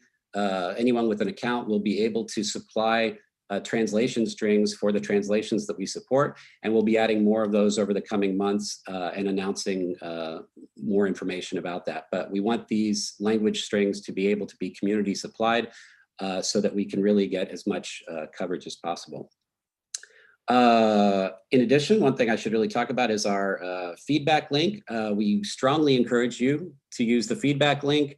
You can use the feedback link from any page that you happen to be on, and we'll get a screenshot of this page. You could highlight some item on the page that you want us to see, writing your information and send it to us. And then we'll be able to process that feedback, whether it's a feature request or a bug that you have to report. We strongly welcome that feedback. Thank you. One last thing that I think would be interesting to show, we were talking about the fact that the entirety of the app, we conceive of it as an app, something that is responsive. I'm going to switch my screen here and show you guys an example of it running on a phone interface. So RipeStat works as a PWA on either Android or iOS. You can open it and run searches the way you would run any normal search in RipeStat. And it's nicely adapted to mobile, as you can see, and all the same functionality is there, whether you're in mobile or on the desktop. And I think that brings me to the end of my demo. Christian, do you think I left anything out? Oh, very well done. Thank you very much.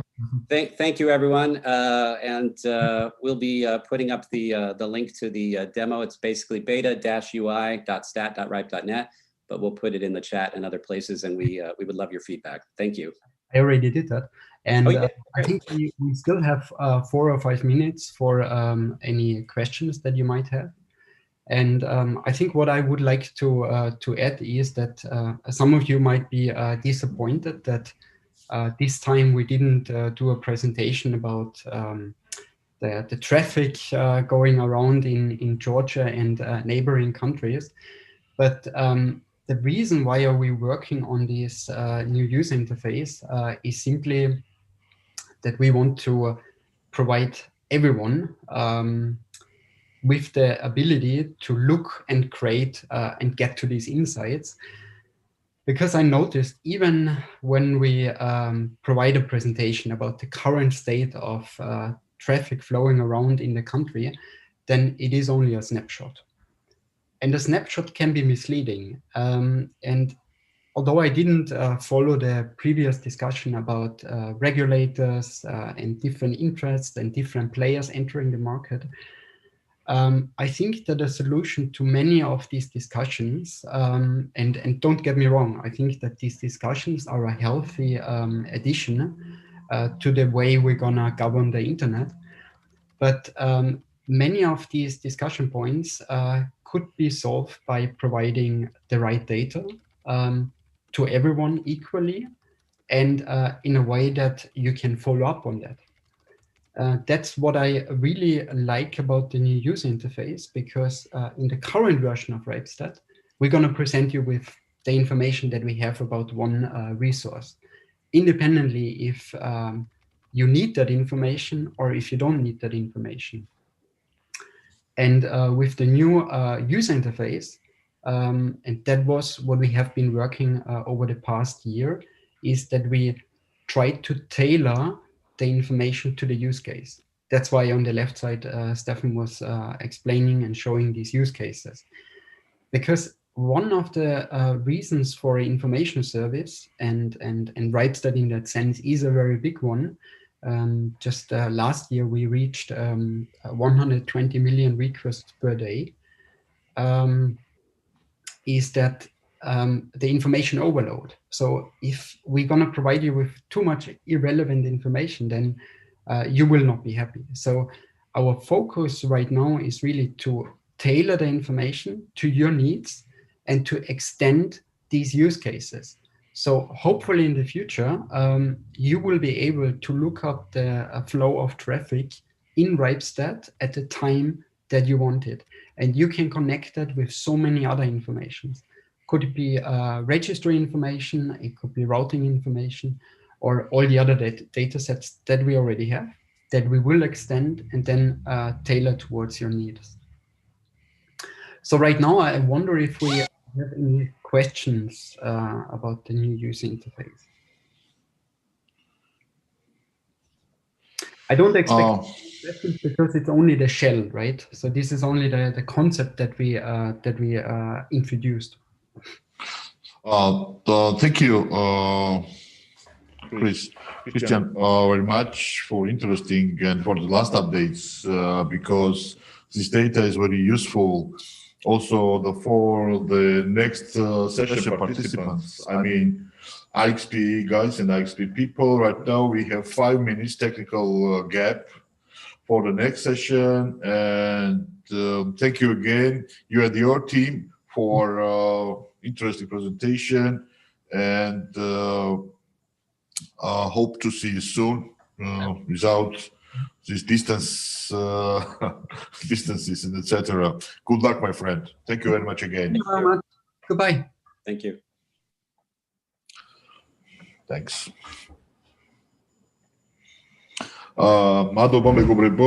Thank you very much, dear friends.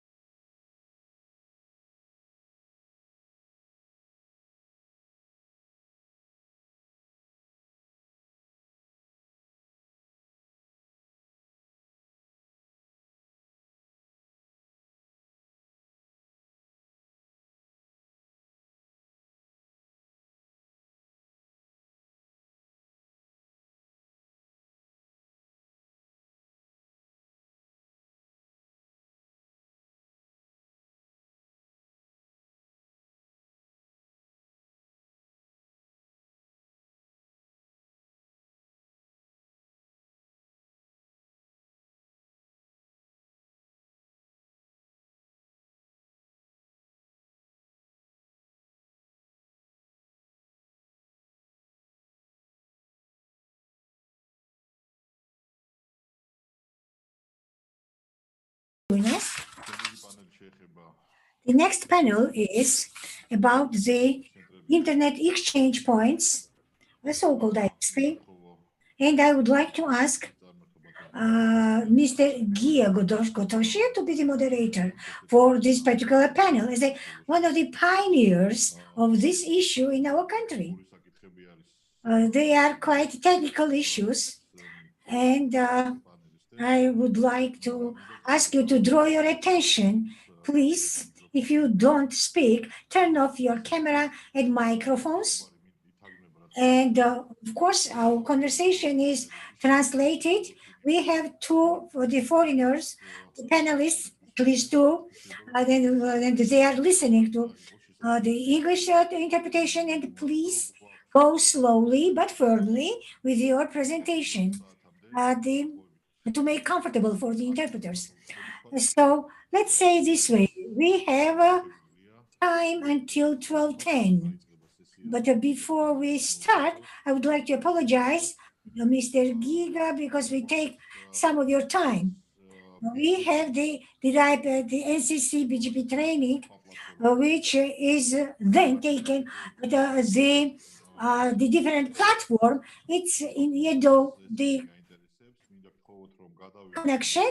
And if you would like to see it, you can go to the NOC slide, the website, and just to register yourself there and start your registration. And this the training will start after 5 minutes of break. Giga, thank you very much. And now the floor is yours. Welcome everybody. I would like to welcome all of you. First of all, I would like to thank Ucha for organizing. Welcome all of you, my dear friends and colleagues. First of all, those who maybe I don't know, I would like to welcome Mr. Darko Paric, because maybe you are the only person I don't know. So Vahan, hi Vahan, I would like to welcome you. Everybody, I would like to welcome all of you. Of course, I would like also to remind my name is George or Georgi Gotoshia, and I represent the company Intelco, the new telco. Let me take you back 4 years in order to have good impression what we are going to speak about now.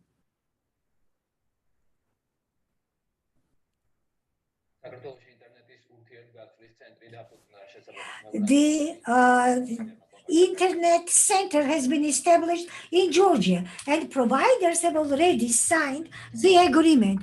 They promise that online service will be equally provided and the quality will be better. We offer you, as Georgi Gotoshia speaks himself, that the NIA Telco, he's the executive director of the NIA Telco, and we are going to provide the better quality services to our prescribers. It will help us not only to our company and to the capital city, but also entire country, because it is widely accepted practice in the world to use this type of the approach. We would like to be well developed at a modern level. As you see,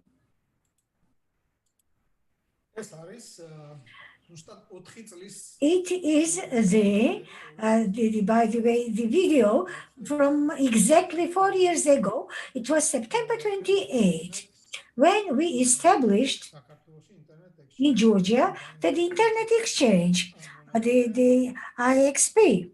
Ucha also participated there, and since then we have passed some way that I would like to consider or to develop or elaborate whether we have passed considerable way since then. And also I would like to invite Kote Karusanidze to speak about it. We also will be listening to Mr. Pahan, how it has been developed, how it is being developed now. I mean, how it is developed in Armenia, the XP from Mr. Besotsakadze, and what would be the most interesting? It would be from Mr. Darko, the history, because it is his history, and his story, let's say it this way. Or the same way, how it has been developed in Croatia, how you developed the IXP in Croatia. In our country, in Georgia, we in fact do not have it. It does not work. It was just established. Why it happens? What is the root cause? That these are the issues I would like to elaborate together with you. My dear friends, who is going or who would like to continue elaborate this issue? Maybe Vahan, you are ready to speak about it. Yes, thank you. And I'm really happy to see you all here again, George. Well, this issue is already talked a lot, let's say, in Armenia, Georgia, and the Central Asian countries, and the External Relations Officer for Central Asia and Caucasus have a lot of experience with such cases, let's say, seeing how IXPs succeed or fail in these countries. And the same was in Armenia. I was the initiator and one of the founders of Armenian IXP first director. It is called ARMIX. So what was the factor of success? Maybe neutrality, and maybe the will to make it based on our own resources. And when we have started that in Armenia, other partners like ISOC, like EuroX, they have joined us and they have provided a number of support, even partners from EuroX like E6, ARM6, they have helped us much with the equipment, with the knowledge. And we have also participated in several EuroX meetings, and it was very helpful for us. We were not only going there by ourselves, like I was there as a director, but we were also delegating there our members so they can understand why this IXP and what value it brings to European countries, to European partners, to European stakeholders. The one that we didn't make, it was the engagement in these trips, the regulator. But in your case, in Georgian case, I guess regulator is very passionate in supporting of IXP development. So there is, I guess, no need to just motivate more the regulator to provide more help, because I guess they are all in this. Also, the governance model, the partners that want to get engaged in IXP, they have serious concerns about the competition, that it might work against them, against their services, against they don't want to make another competitor for them. We should understand that. And the way we have chosen in Armenia to manage that was to engage all the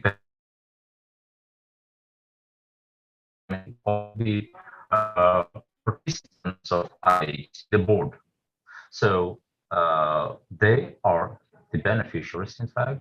They are deciding what service, with which price ARMIX can provide. And that is why they decide or come to the consensus that this service might not be considered as a competitive for them, or even if it is considered, it is not making many more difficulties for them. I can mention, for example, some of the services of ARMIX, like access to CDNs, because the local traffic was quite low, and before we brought their CDNs like Google, Akamai, Facebook. In each and every board meeting, there was a question from many of IXP participants. Why we do that? Because for internal traffic, we have peerings with each other. There is no problem, etc. So when we managed to bring this CDNs, the question, this question has disappeared. So they understood why do they need these CDNs. Another question from the operators that already have also CDNs is that, okay, we already have CDNs, we have Google, we have Facebook. Again, why do we need to join to IXP?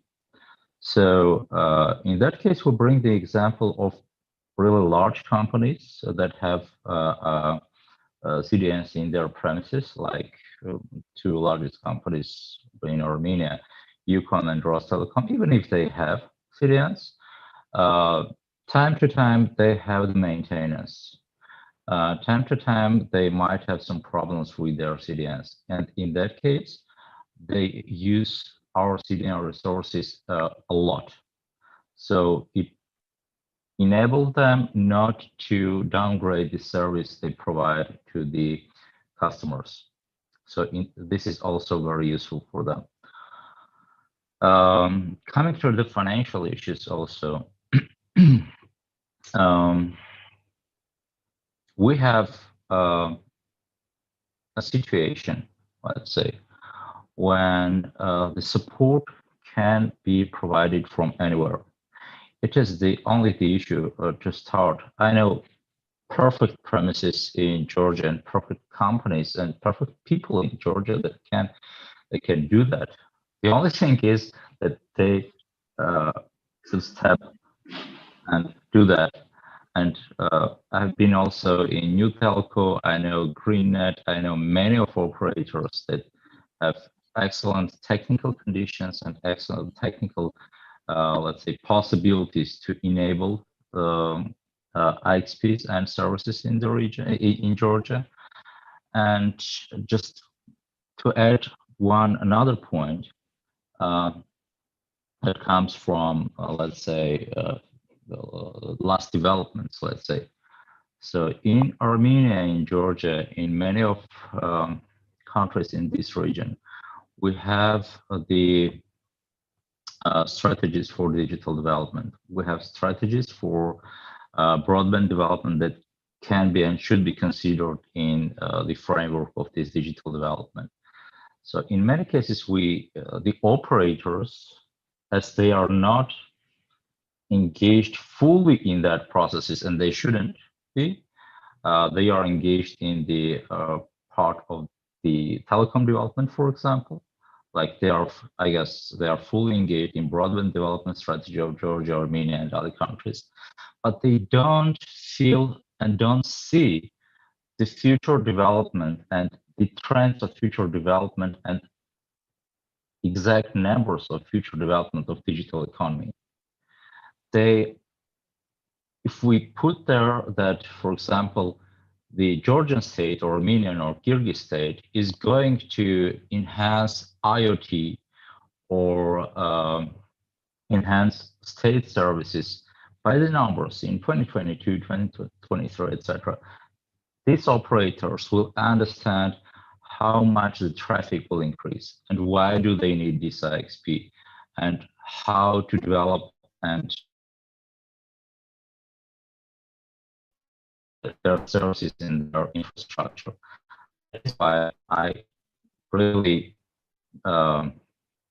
see that government and the regulator and industrial leaders and associations and IXPs should work together to understand what are the future developments, what is coming next with these strategies, what will be the regional impact, because even now, with the support of World Bank, of other organizations, we have regional developments to connect sub-regions like, for example, Asia-Pacific Information Superhighway, some possibilities within the Black Sea Economic Cooperation and EU for the digital initiatives.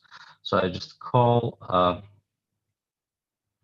our Georgian colleagues, our Georgian partners, our Georgian stakeholders just work together. And once you make one step, everybody, each of our organizations, ISOC or RIPE NCC, ICANN, Eurate, any of them, Council of Europe will support you. Will support you when you have a distinct intention to go and make this step. Thank you. Thank you very much, Vahan. I would like to say briefly what is the situation here. Those who have no idea about the existing situation. Although, as I have shown you, 4 years ago, we established the IXP. We established it, we didn't want to have the problem, the non-existence of it. There were about 10 companies who established the first IXP. And I, as a representative of the Intelcom, as a neutral place, let's say, or neutral space for allocation of the IXP, I proposed to the companies during 1 year, we were ready to provide free of charge to allocate their equipment, their devices. And by the way, also the other technical possibilities, technical means also provided, but nothing had happened. And why? Why? In principle, I really wonder, and I would like to ask this question to Mr. Besotsakadze. But here I would like to add that, first of all, and what I think that is underdeveloped, the domains, underdeveloped the networks of the providers, because only 2 companies are stronger here and the others are rather weak. That's why they have failed just to confront these big companies. And the big companies do not act in a proper manner. They do not act in an ethical manner, let's say. There is a negligence from their side, negligence to provide the access to the infrastructure. Because they make so many precautions that if you do this, we don't provide you with this, or just the opposite. I can extend your services. I'm not going to increase the price, but you don't have to do this one. You don't have to ask this one, etc. Sorry, thinking of pronouns because the speaker is using pronouns. So one of the smaller, the company I remember decided to make some steps and then put a question. I'm not going to name. Will they be upset, the big operators? Okay, maybe I change my mind. And if the others are involved, maybe later on I also do the same.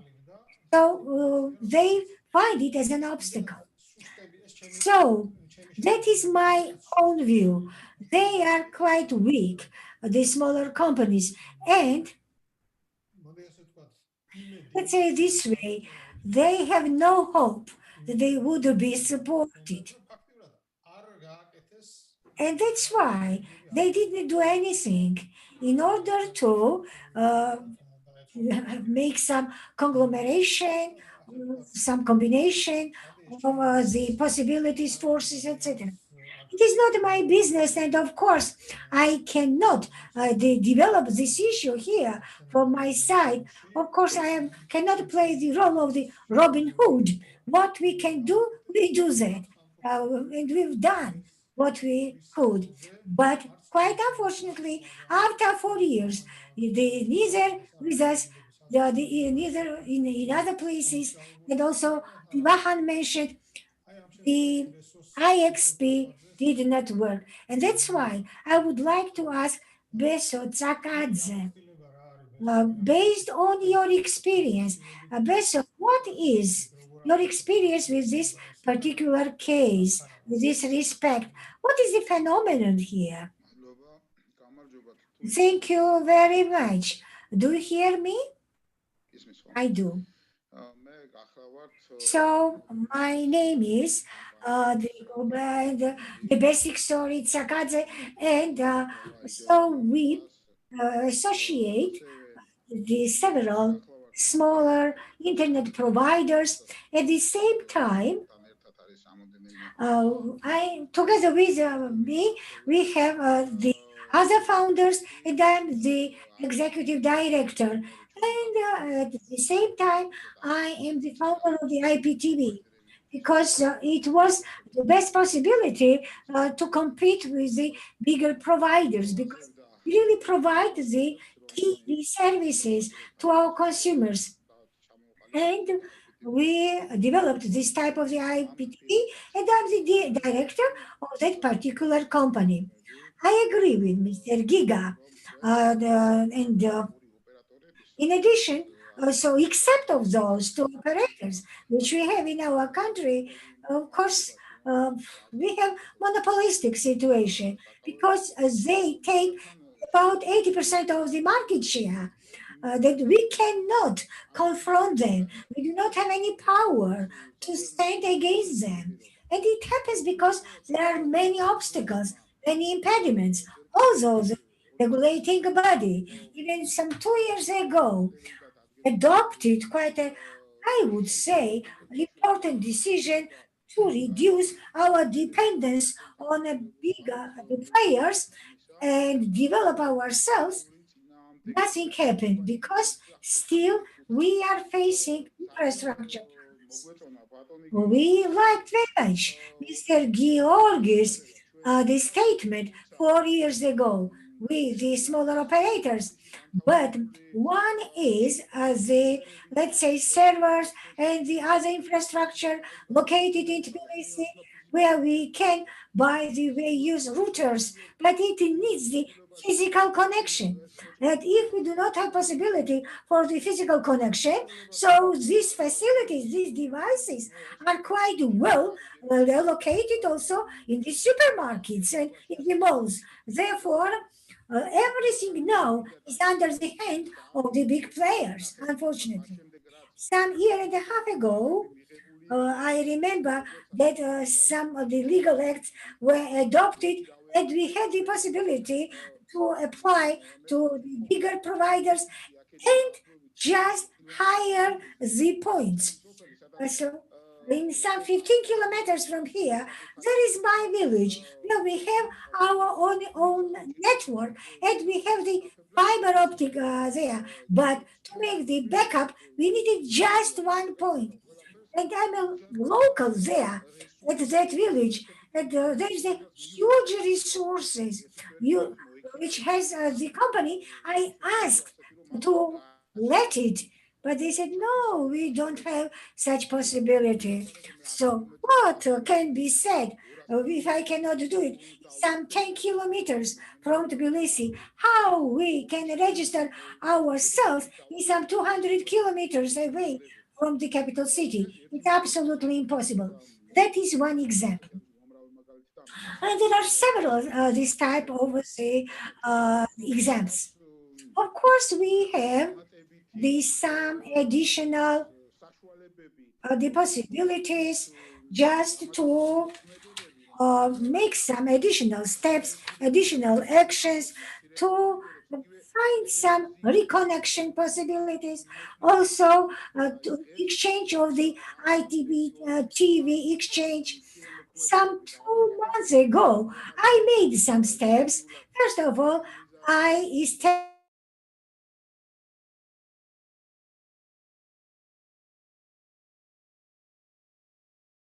to make the connection of our traffics. So the biggest part of the small and medium providers, our location is in the western part of Georgia, in some 10 kilometers away from me. There are different providers. We have the traffic of the TV there.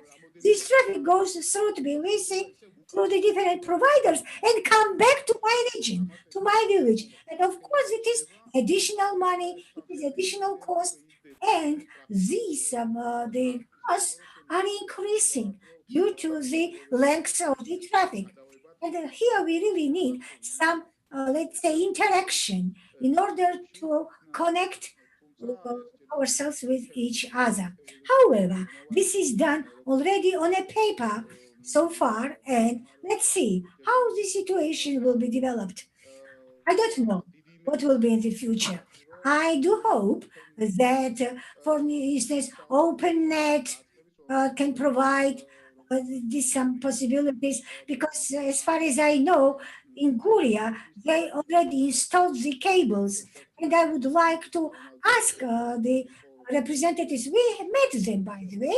We had the meeting with the providers, and I do hope that we can find some mutual language, and we also find some points for the joint connection in the nearest future. Something like exchange, maybe something like the IXP, Internet Exchange Point. But as far as I know, everything is on a paper, and it depends on the many different circumstances, which unfortunately doesn't depend on us. That's all I wanted to share with you, Mr. Georgi. Thank you very much. Now I just see if Mr. Kote Karosanidze is in the network, which Giga Kote has some problem at work and he cannot. No, he cannot. Okay, I have one question. I have a question to Beso. Beso, what do you think? Let's speak about some situation, or let's say some behavior from our grand operators. As you mentioned, they take about 8% of share of the network. Yeah. So is this, by the way, the sign of their weakness and not the strength? What do you think about it? You know, unfortunately, I don't think so, because it is the very nature of the monopolistic company to extend its company just to swallow everything and everybody around, to be the strongest one. So that is my own impression about the monopoly in our country. And I do not have any other case to change my view.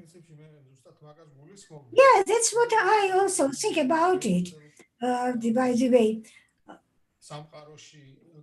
when we speak about the behavior of the companies, because it is not based on the cooperation at all. They do not have good motivation. They don't think to use the smaller operators and extend their own business. I think that it is their weakness, because they do not have any other view, only force, only power, just to block the others.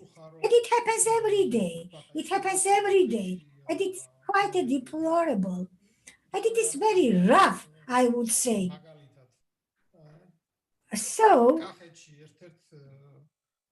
in Kaheti, in one of the villages,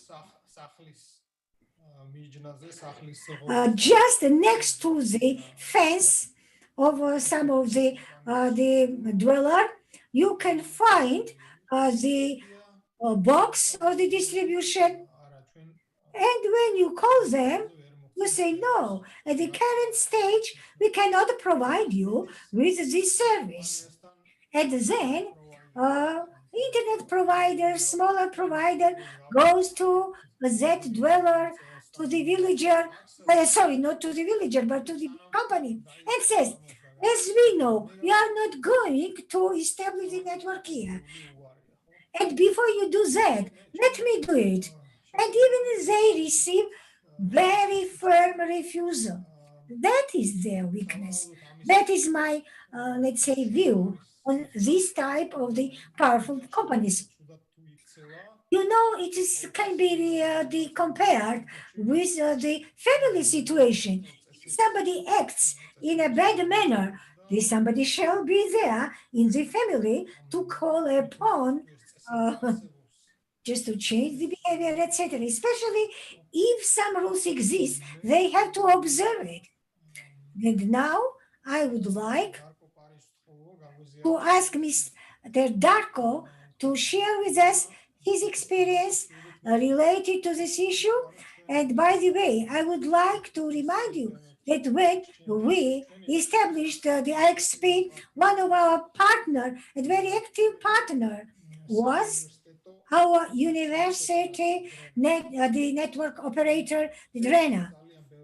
And together we did our best, but we all are still at the starting point. I would like to ask Mr. Darko what was the experience, and we are grateful to hear his presentation. I'm not sure, is it my presentation right now or? Yeah, Darko, I would like you to just tell your story about Oh, thank you. exchange in your place.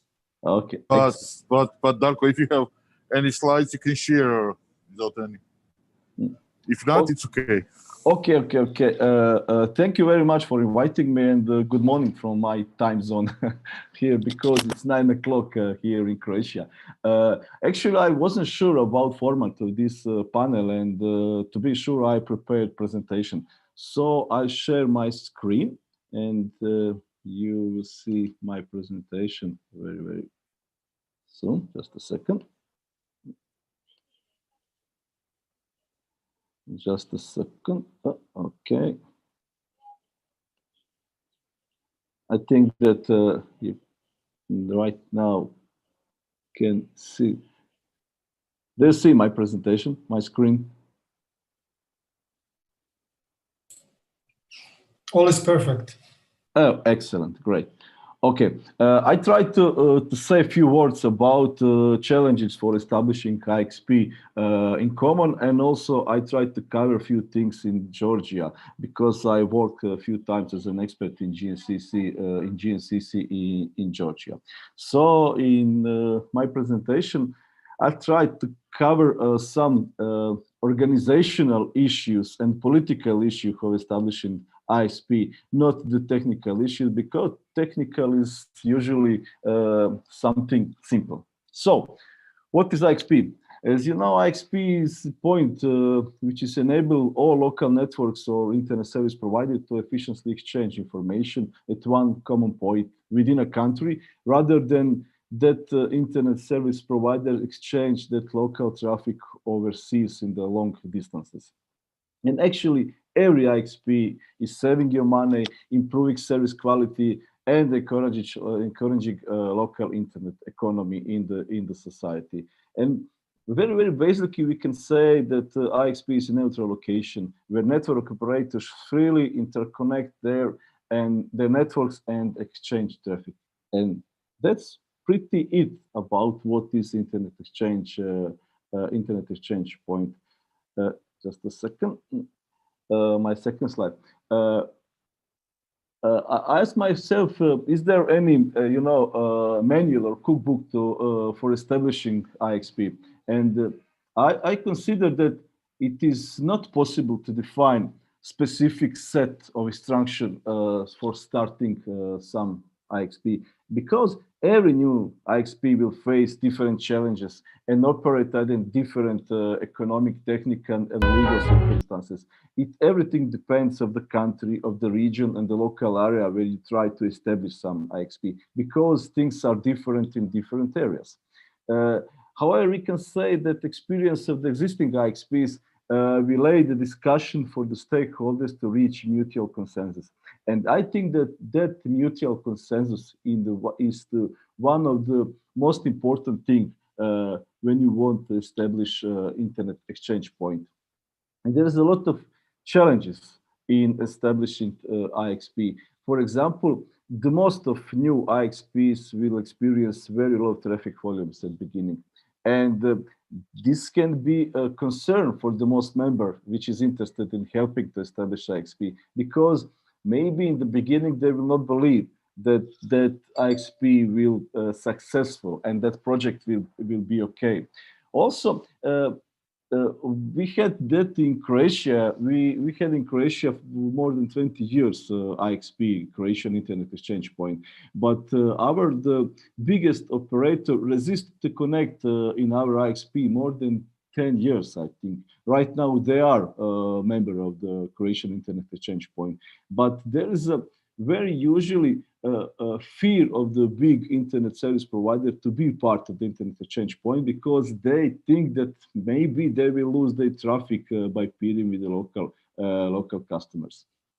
And existing regulatory regime and policies may hinder the growth of the IXP. Also, many internet economies are different, and challenges of broadband terrestrial infrastructure, that everything that range from mobility, cost, and quality of service, a lot of these reasons can influence on in the establishing of the IXP. When we're talking of the establishing IXP, we can say also that it's so simple. You need just 3 network operator to agree to interconnect the networks. They need a common neutral location for the IXP, and they need agree about the sharing costs, about infrastructure cost and operational cost. And they need to agree about basic behavior rules.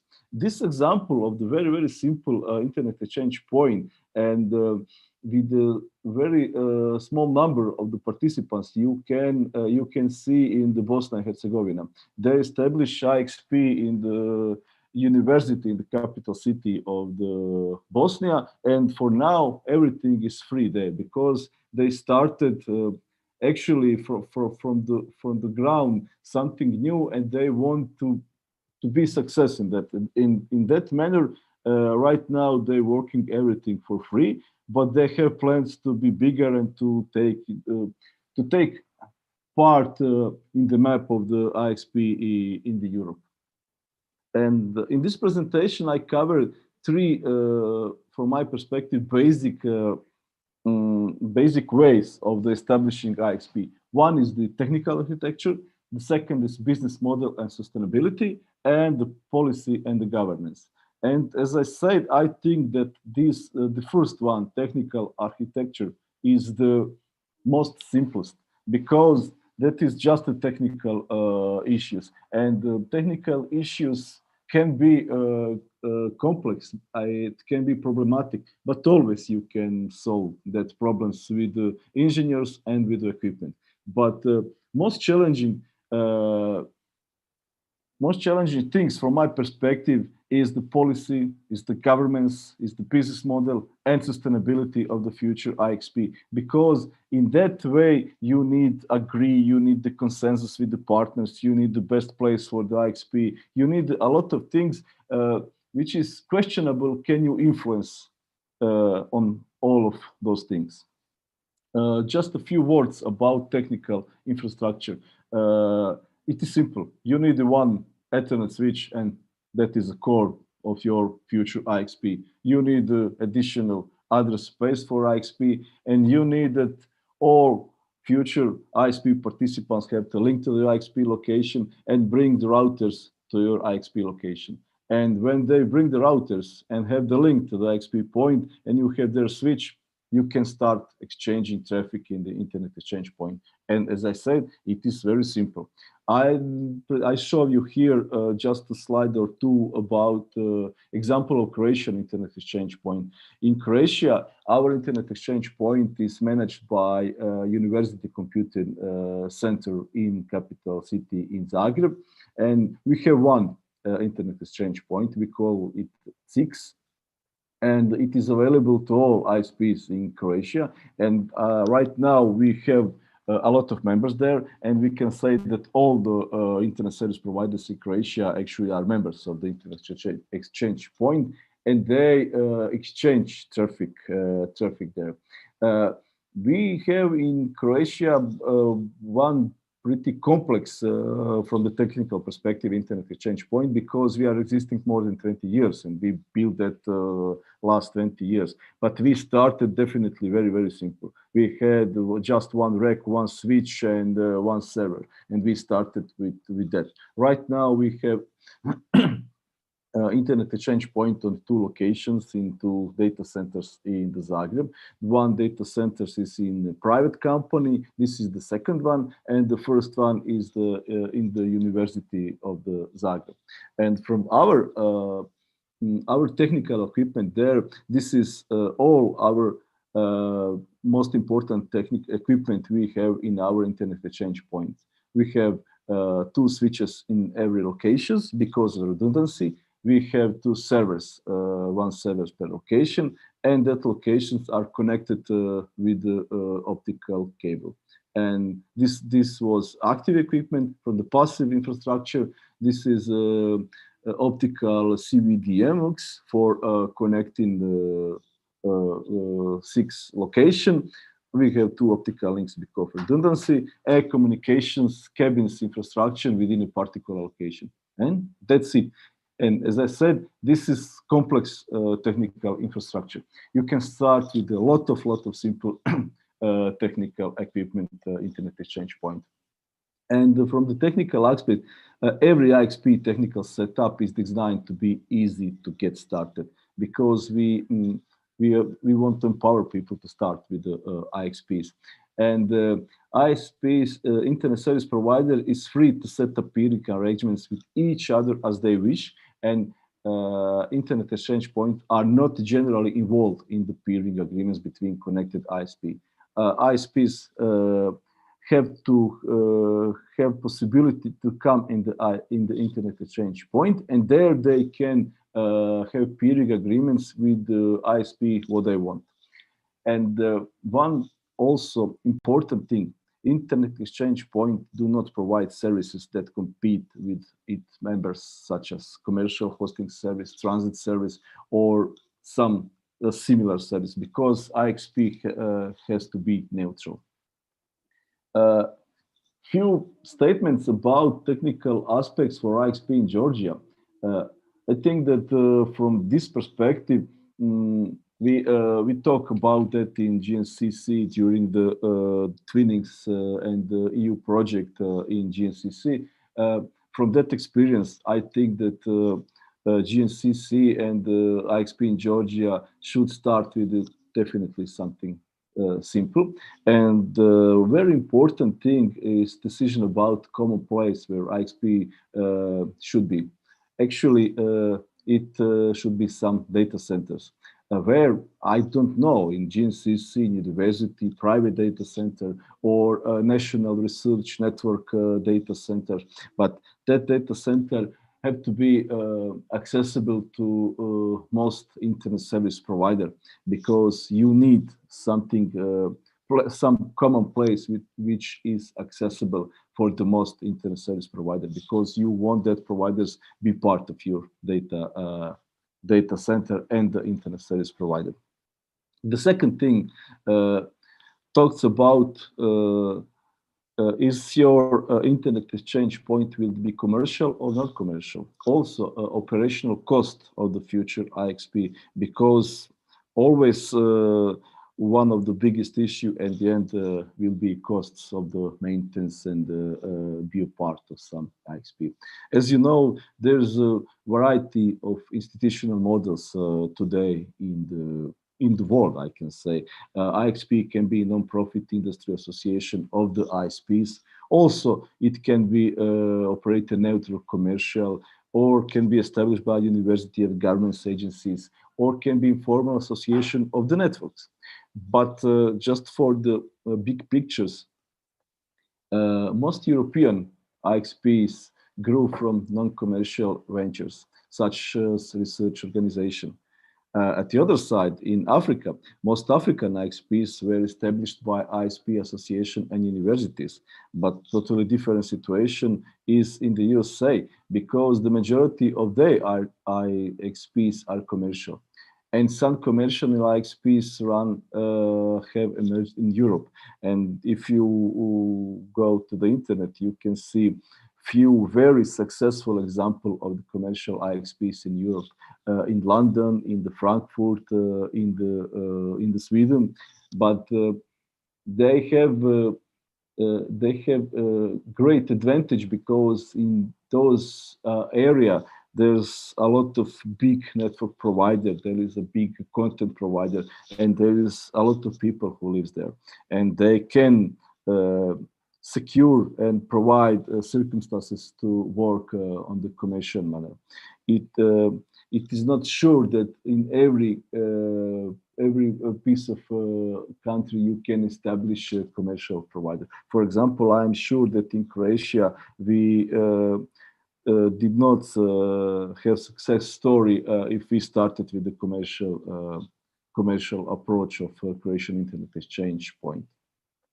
And good things in approaching for the non-profit Internet Exchange Point, because you can be neutral with the non-profit, and it is easier to be neutral. And one of the most important thing for the IXP that they have to be neutral in any way of the politics of the internet. And as example, I put there Croatian Internet Exchange Point. We are non-profit. We just have some fee for our members. And in Bosnia and Herzegovina, I say they are totally free for everything because they're starting. And also I didn't write there, but if you have a commercial Internet Exchange Point, that is the costs and the prices is totally different than in non-commercial Internet Exchange Point. Few words about what is important to consider about sustainability and the cost. It is important that if IXP is non-profit model, then IXP definitely should be run at the minimal cost to participants. For example, data centers hosts IXP for free. And because of ISP participants use the data centers for co-location services, the data center benefits for long term from that case. IXP operates also by cost recovery, and each member pays a flat fee towards the cost of the switch, hosting, power, and the management. And for example, you can establish different prices for different ports. And the point is that you don't want to gather the money through the IXP. You want to have the service to the community and to the area where you establish Internet Exchange Point. And on the money that will come in the Internet Exchange Point, you actually use to establish new services, a new feature in that Internet Exchange Point, and of course maintenance of the IXP. I lost my slide.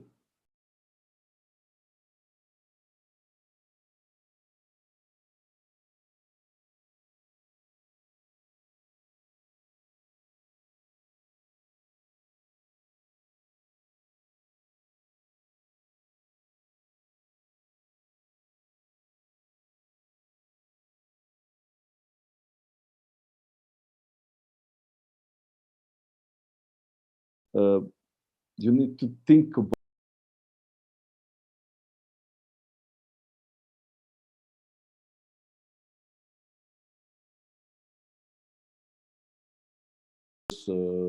companies who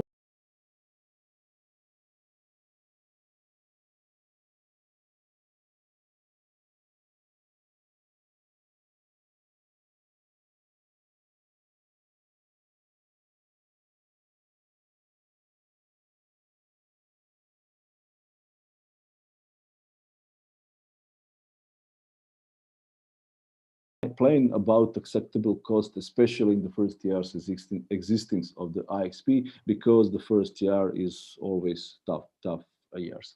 A few slides about policy and the governance.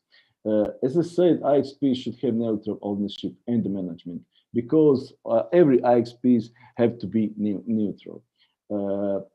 The IXP also should be at secure location and avoid complex rules and bureaucracy and barriers to entry. All the rules and all the story and all the issues have to be simple. because if it is simple, then the internet service provider will come and you will have members and services, and you will have success story. If it is everything is complex and complicated, then you have the problem definitely. About location, as I said, and probably you understand from I say that several times in this presentation, very important issues. And that location should be neutral and low cost. And when you considering about location, you have to consider about many things as a space, security, power, access to terrestrial infrastructure, cabling support, and so many things. But from my experience, data centers is one of the best location for the internet exchange points. And also net neutrality, absolutely important thing. Whether commercial or not, virtually all internet exchange points are owned and managed neutrally with respect to carriers, ISP, and co-location providers. And I can say that many ISP have expressed strong feelings about the importance of the neutrality of the ISPs. And most of the larger European ISPs attributes their success to their neutrality, because neutrality is the big issue, because you are in the IXP, you are hosting many different internet service providers with the different politics and different business story and business plans, and because of that you have to be neutral in any circumstances. Also, the problem or the challenge is the potential staff and personnel who will work in the future IXP. It's likely that the startup IXP will not have any directly employed staff. It will be people who will work in their ordinary job and part-time of their usually daily work with will be included to the maintenance of the IXP. But definitely you have to think about roles and skill sets needs to the future personnel, because if in few years internet exchange point become successful and have a lot of members, then definitely you will need employees and the people who will professionally work and challenges daily functioning of the internet exchange point. A few tips about policy and the governments for the IXP in Georgia. It is necessary to find potential partners for establishing IXP, which will guarantee neutrality of the internet exchange point, provide the future personnel and staff for functioning and maintenance of IXP, bring rules for the new members of the IXP. Actually, this is a document, and then document has to be simple, not complicated, without a lot of bureaucracy.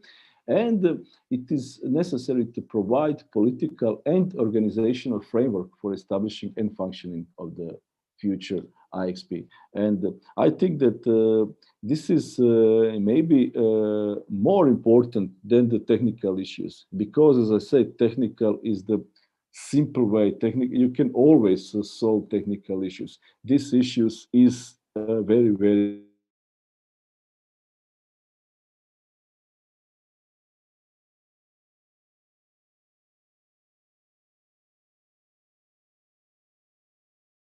challenging. And my last slide today, what is actually IXP have to do and what don't to do. As I say, IXPs are not generally involved in the peering agreements between connected ISPs. ISPs, when they come to the internet exchange point, has to be free.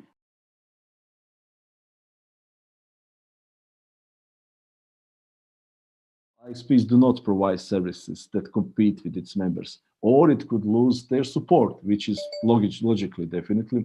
ISPs do not requirements that an ISP must need to connect.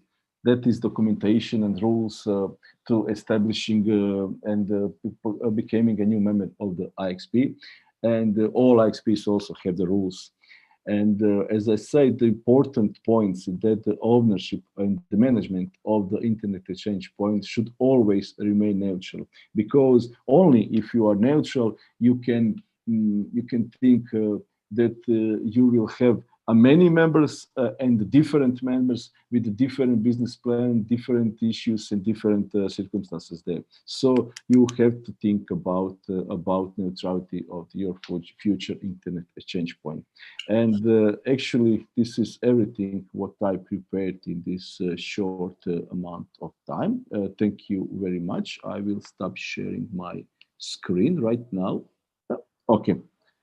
Darkos, thank you very much for this very interesting presentation. Actually, we try to provide all technical and other help, and the only missing part here is the link which is not provided by the operators. Max, I'll be happy to hear from you. Well, what Darko has said is, by the way, hello everyone.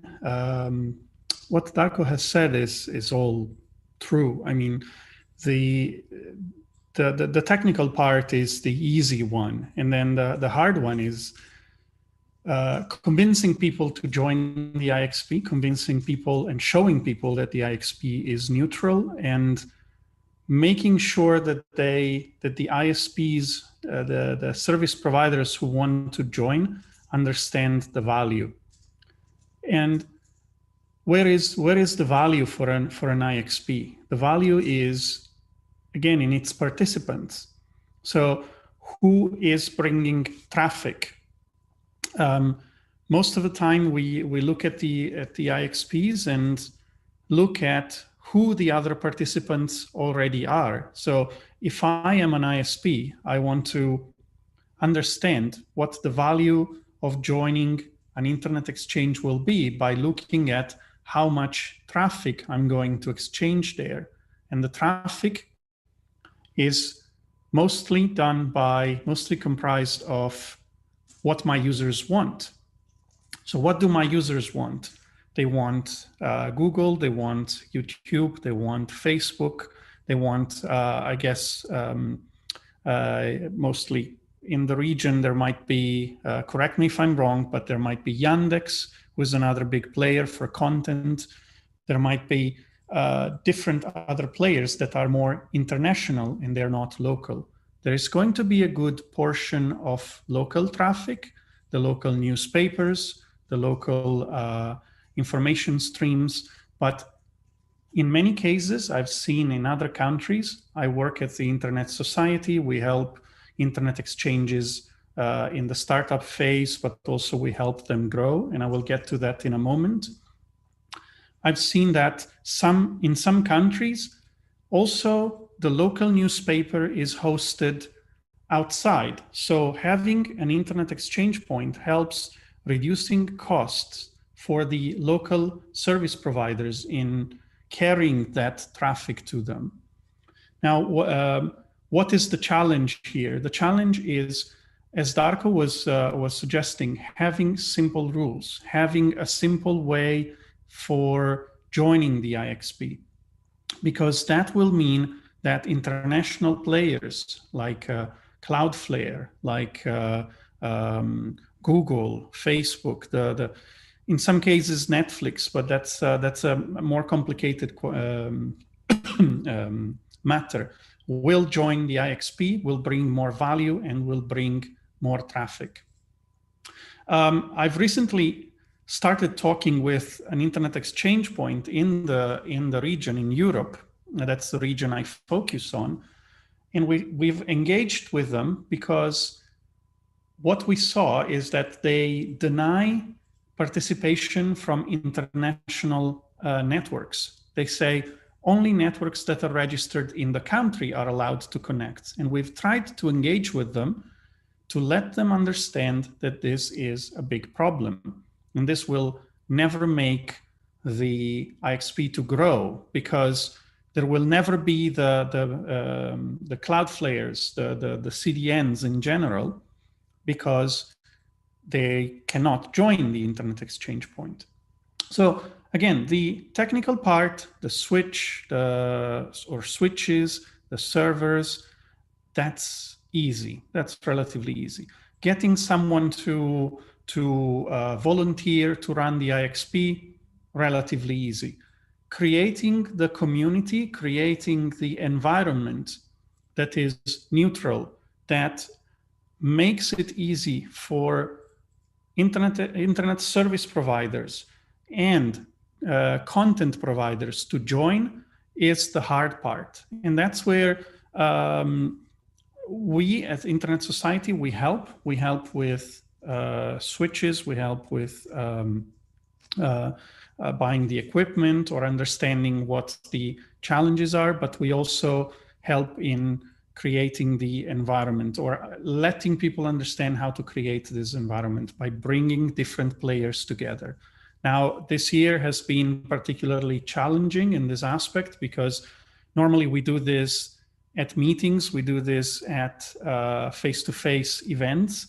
We haven't been able, but we still have worked with different IXPs in the region, and we hopefully are going to do more next year. So UCHA has engaged with us already for the IXP in Georgia, and we are discussing about how we can provide more and more help in 2020 and then in 2021. So we'll see how we can help make this a bigger reality than it is now. Thank you, Max. Thank you very much.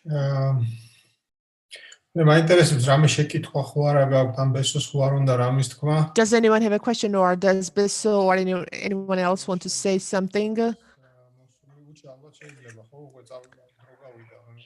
Can we ask questions? Do we have the time, right time for that? Vahan, you wanted to say something, or Giga? Oh, well, we have a question in the Q&A already. We have received it, and this question should be voiced.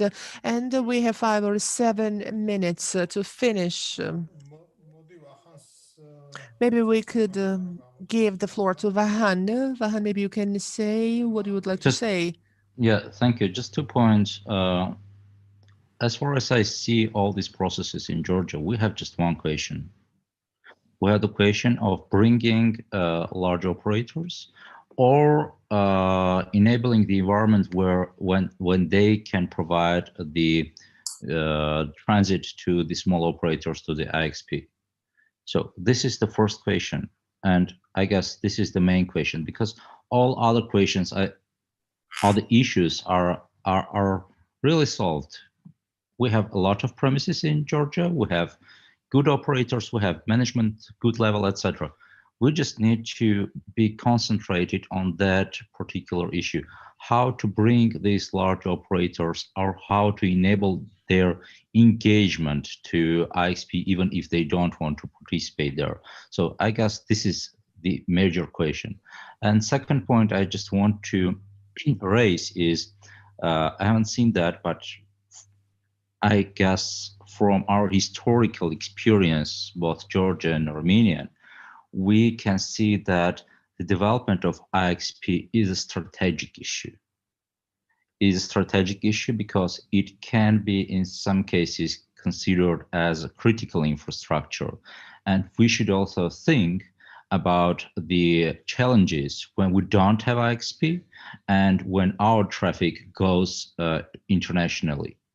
This is a really important issue, and in some cases, even state should support this, even if it is not commercially viable. They should support to build this infrastructure. Thank you. Thank you, Vahan. მე მინდა ვთქვა, რომ ვახანმა პრინციპში გააჟღერა ის საკითხი, რაც ამ Q&A-ში შეკითხვა, And Vahan actually spoke about that, but let me read this, and that would be good. If you could say who should do what for solving the problem and why the GNCC should obligate or do not obligate the large operators to become a part of IXP. Why it should be mandatory or not? What Vahan said, actually, in fact, we have one problem. This is the problem of non-sharing the infrastructure. This is the categorical no by these monopolistic companies. and they do not want to share their infrastructure to the company or to enable the companies. So they don't want to give them a chance to connect to IXP. And the issue is that both operators, and let me say that one of so this is about the neighborhood and the data center that we offer the companies for IXP. This is located in the same building, the same premises, and they are separated only just one wall. There are two operators there in this premises, and both of them, what they do, and they have the clients, and the new requirements. It is requested and it is considered as and this is not a connection to the data center, as if it is the address, and every request is new. There can be 10 or 15 requests for the connection from the clients, which are already in our data center, and it can be understood as like an individual or the commercial structure. They may request a channel, and allocating one access, and then we will say that if there is only one channel, then we cannot have it for several companies. But actually, the question is what we need to do to make it more active or more rigorous.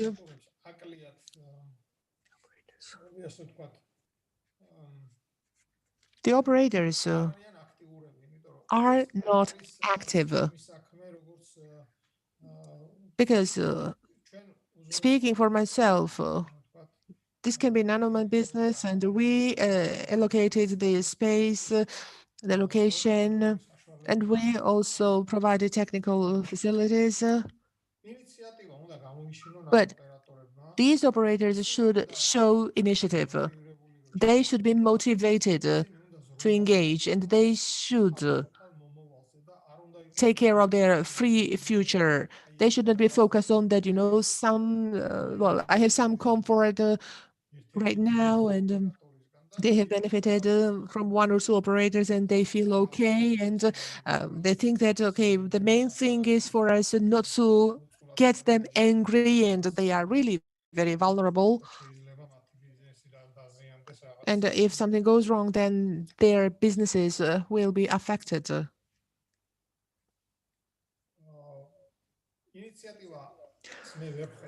But I do not see initiatives from them. Had there been initiatives, then as for other technical facilities that others needed in other countries for addressing the problems, we have already addressed these problems that others already had. But as for the regulators, should they oblige or not oblige them? I think they should not do anything that would oblige anyone. There should not be any kind of obligation or imposing obligation. If there are some rules of the game, and if it is about network sharing, infrastructure sharing rules, and if the laws are in place, then the laws should be respected. თვალყურის მიდევნება იმაზე რომ ამ ყველაფრის დაცვა მოხდეს. Just to observe that they abide by these rules and they respect the laws.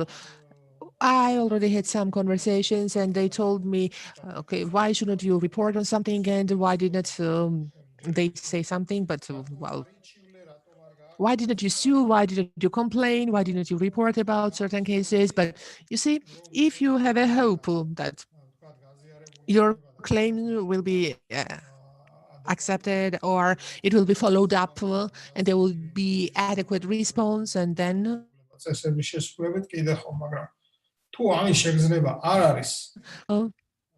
some action maybe. ძალიან რთულია ომის და მუდმივი თქვათ აი დაპირისპირების რეჟიმში მუშაობა. ეს არის to work in this mode. This is my opinion about why we haven't been able to do it so far and why we haven't had the IXP so far in Georgia. So if you have anything to say, anything to add, then thank you very much, Giga. Fortunately or unfortunately, we should wrap up. And I would like to thank you and for recent years. And we have had meetings like that, and we talked about that. And we are telling stories to each other. No, not only each other. I think it is not about telling stories to each other. We are also taking steps forward. And I think smaller operators, they need to feel a little more headache. They need to come to the GNCC, and we need to request them to abide by the law, and we need to enforce the law. By the way, RIPE training has started, and some people have gone there. Thank you very much for sharing your opinions and sharing your experience and your vision about how things should be there. I hope, of course, hope is necessary, but I hope that things will change, and I count on you.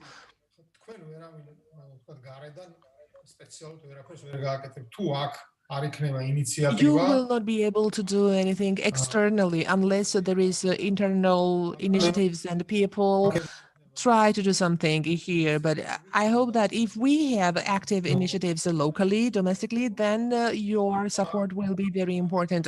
I would like to thank Beso and everybody. But Beso, you wanted to say something, right?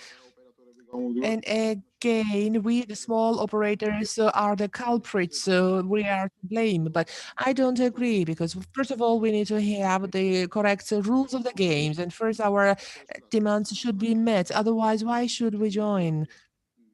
This is what I think. Because for so many years, it has been many years already. And yes, we have progressed a little.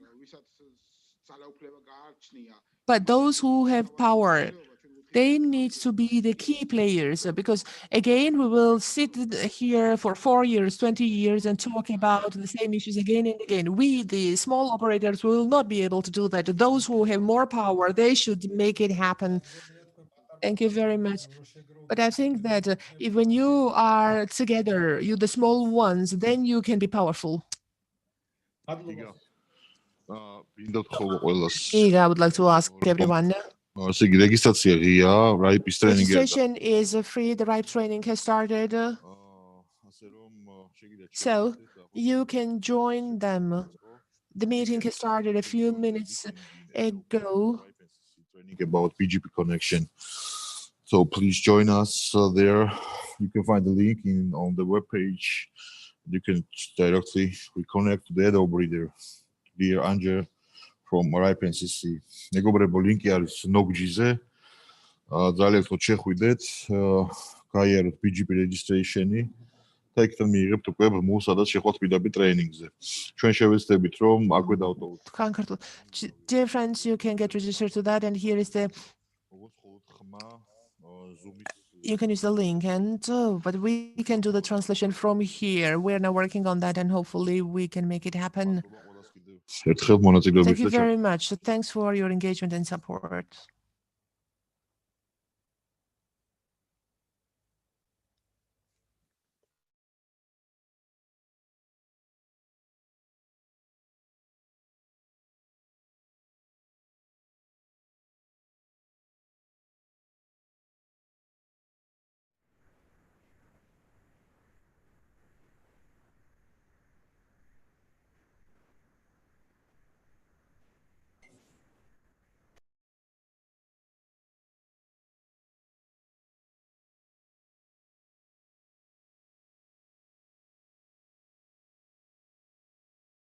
Miro, გვაქვს ხმა აქეთ იქიდან?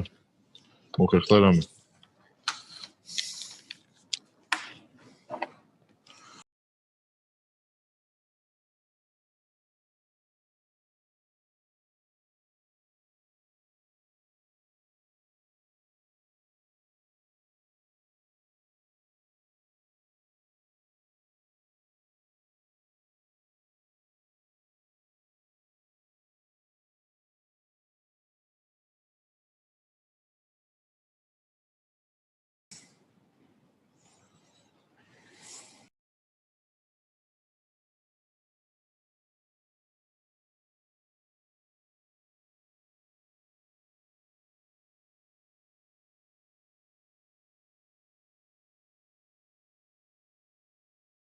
and their forwarding email service was in there. And so very strange things happened. They could have done a lot, and it was never really clear why this was done, and it was fixed, but these things are possible.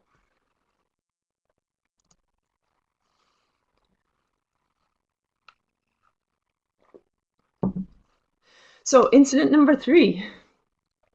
So this BGP hijack is a bit more recent. This is 2014 and involves a Syrian telecom and Telecom Italia Sparkle. So in 2014, 1,500 prefixes that were not from STE, so Syrian Telecom Establishment, but they were prefixes actually from Chicago public schools. YouTube Level 3 was in there, a Time Warner cable, YouTube, Iran Post Company, Akamai, like all these prefixes.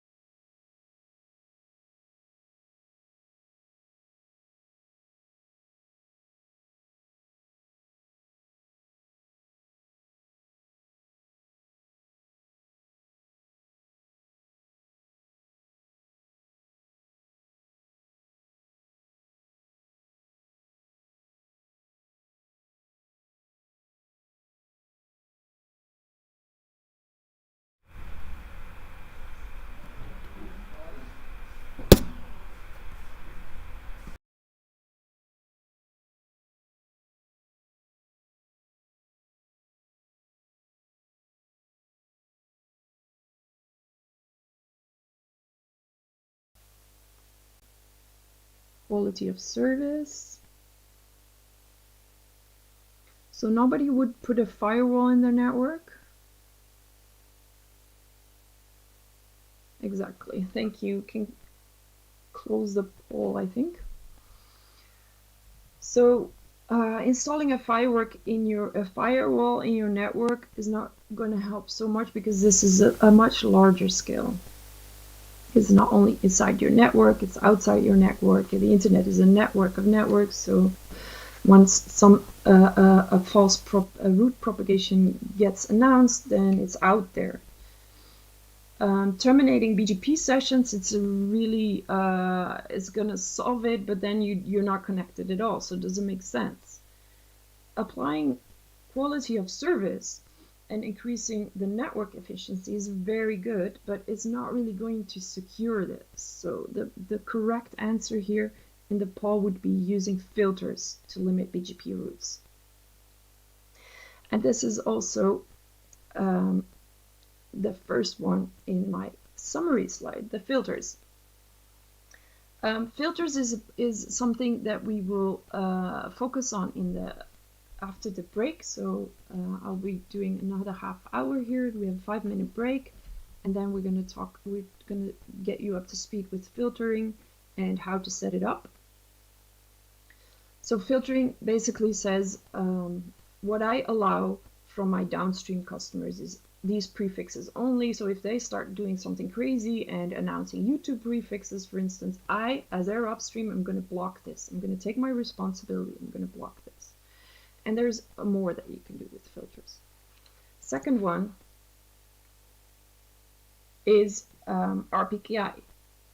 So this is infrastructure to secure the routing. We have an entire webinar about it, but the idea is that you, if you are the holder of a prefix, you are authorized to make statements about the routing. So you can say, this is my AS number, this is my prefix, I'm authorizing it to be originated by this AS number, and you sign it digitally, cryptographically, so it's very secure. And then you can also put your filters in place that you check for RPKI for the ROAs, the root origin authorizations, and then you will allow traffic from a certain other network. Another way to make BGP more secure is BGPsec. Now this is a security extension of BGP, where there is also a cryptographic verification of the roots based on the signing of the AS path. So each hop in the AS path can be protected with a signature. But this is, for now, this is for the future. It's not implemented widely enough, and yeah, we hope maybe for the future this will be a way. This is also still being discussed. Then we have URPF, which stands for Unicast Reverse Path Forwarding. So in that case, basically before passing on traffic, the router will check if there's an entry in the routing table for the source address to protect against spoofing. And this is also, it can be used, but it's not super widespread yet. And then the last one, manners. So manners stands for mutually agreed norms of routing security. So think of this as a code of conduct for the internet. Some the rules we should work with, good advice. So it's concrete actions that ISPs should take to secure BGP, and these involve, like, there's 4 elements in there. It's filtering, so they will give you guidelines for filtering. There's anti-spoofing. There's how to improve the coordination, and global validation. So if you go to their website, manners.org, it's also like a community, and you can declare that you will work by these norms, and by that you're showing good intent and that you want to secure the internet.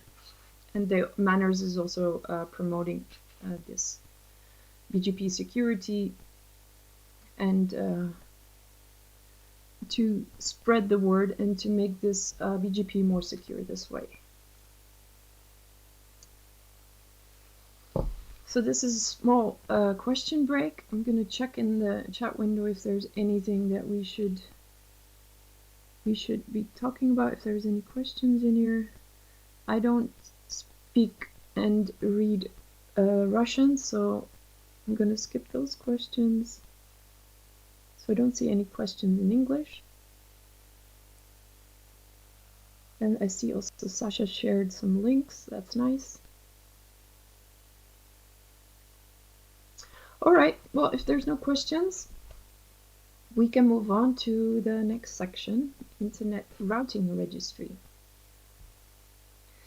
So section before was about routing security, and we gave 4 examples of how things can go really wrong.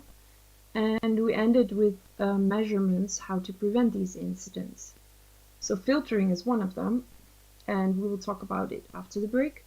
But filtering depends on several data sources, and the Internet Routing Registry, the IRR, is one of those sources.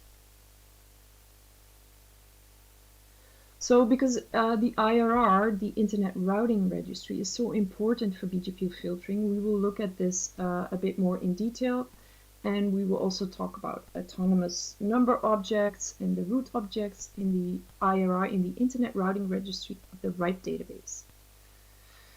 So just take some time, ask yourself, what is an IRR? What is an Internet Routing Registry? Who runs that? Like, what data can you find in there? And why is this Internet Routing Registry even useful? These are questions that we try to address in this section number 2. But let's take a poll first and see what you think is an Internet Routing Registry.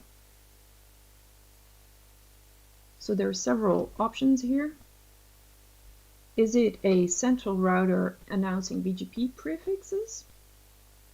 Or is it a globally distributed routing information database? Or is it perhaps a new security algorithm? Or is it IRR, the Internet Routing Registry, perhaps the boss of the Internet? Let me see what you're voting. You can see votes for 3 votes for the globally distributed routing information database. Perfect. So I think you are already a bit familiar with this. This is good news. We can close the poll. So the IRR, below also you see the link, irr.net. You can find a lot of information there, but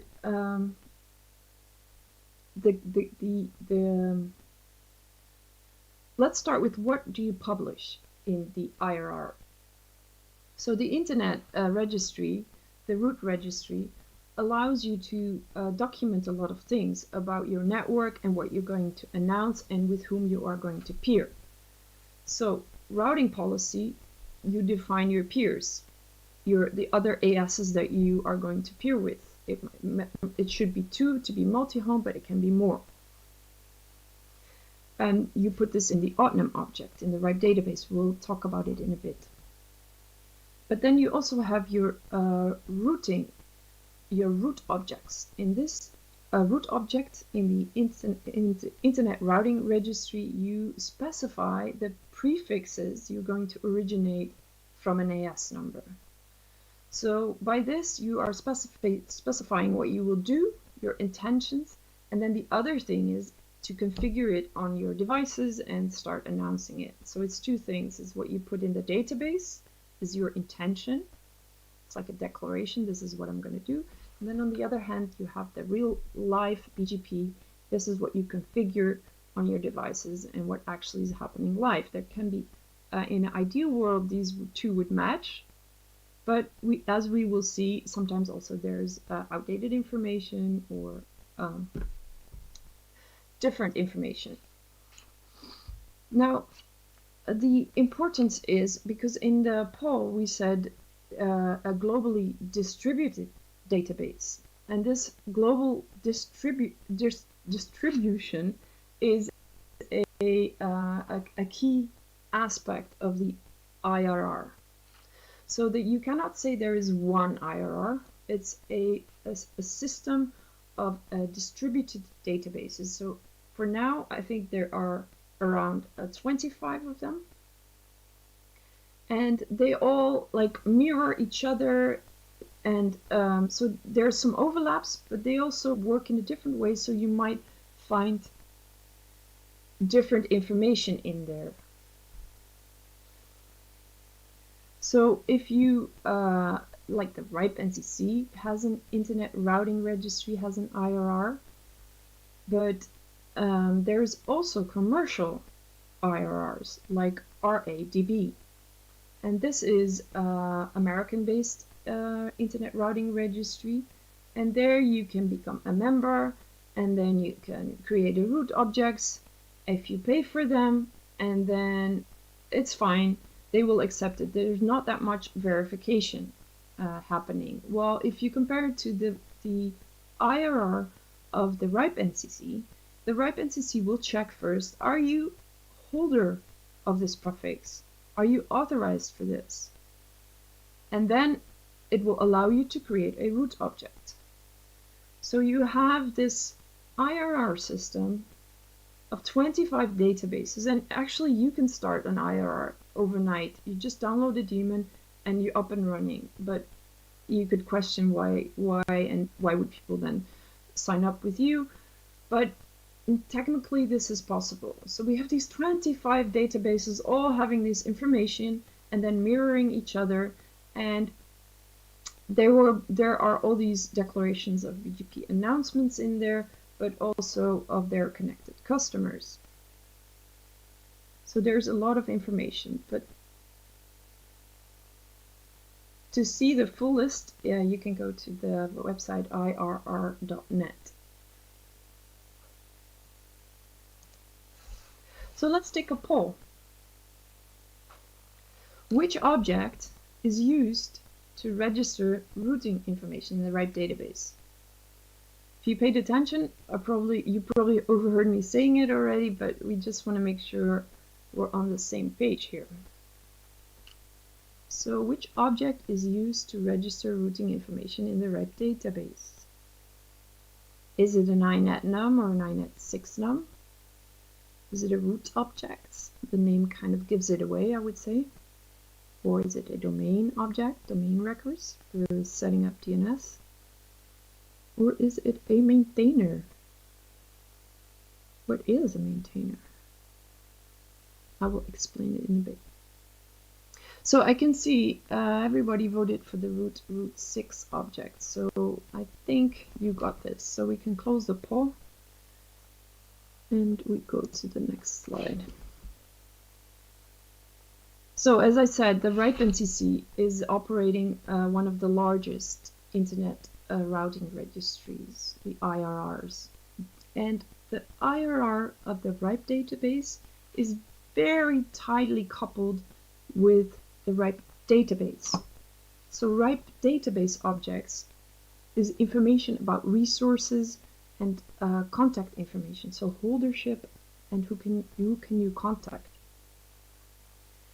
And when you query for a certain resource in the RIPE database, you will find that information, contact information, but you can also see information that comes actually from the internet routing registry. So if you query for a prefix, you might also find root objects. So this is how they are combined. And then because they are intertwined, the RIPE NCC has this authorization in place, so it will check it, and it will check holdership before you're allowed to create a root object, and this makes it the IRR of the RIPE NCC a very reliable IRR. And these checks, I will explain them later how they work, because you might run into them when you are trying to create a root object. So there are objects in the RIPE database. I just want to give you a small update on that. So if we're talking about RIPE database objects, I'm not talking about IRR specific, because that's rooting, that's root objects, but RIPE database objects are inetnum, inet6num, and otnum objects. These are for the IPs, inetnum for IPv4, inet6num for IPv6, and otnum objects for AS numbers. Otnum object is a very special one because that's the one that kind of overflows also to the IRR, to the routing registry, because in the otnum object, it is not only registered who is the holder of this AS number, but it also defines the routing policy. Who are my peers? And this is information that is actually part of IRR, of the routing registry.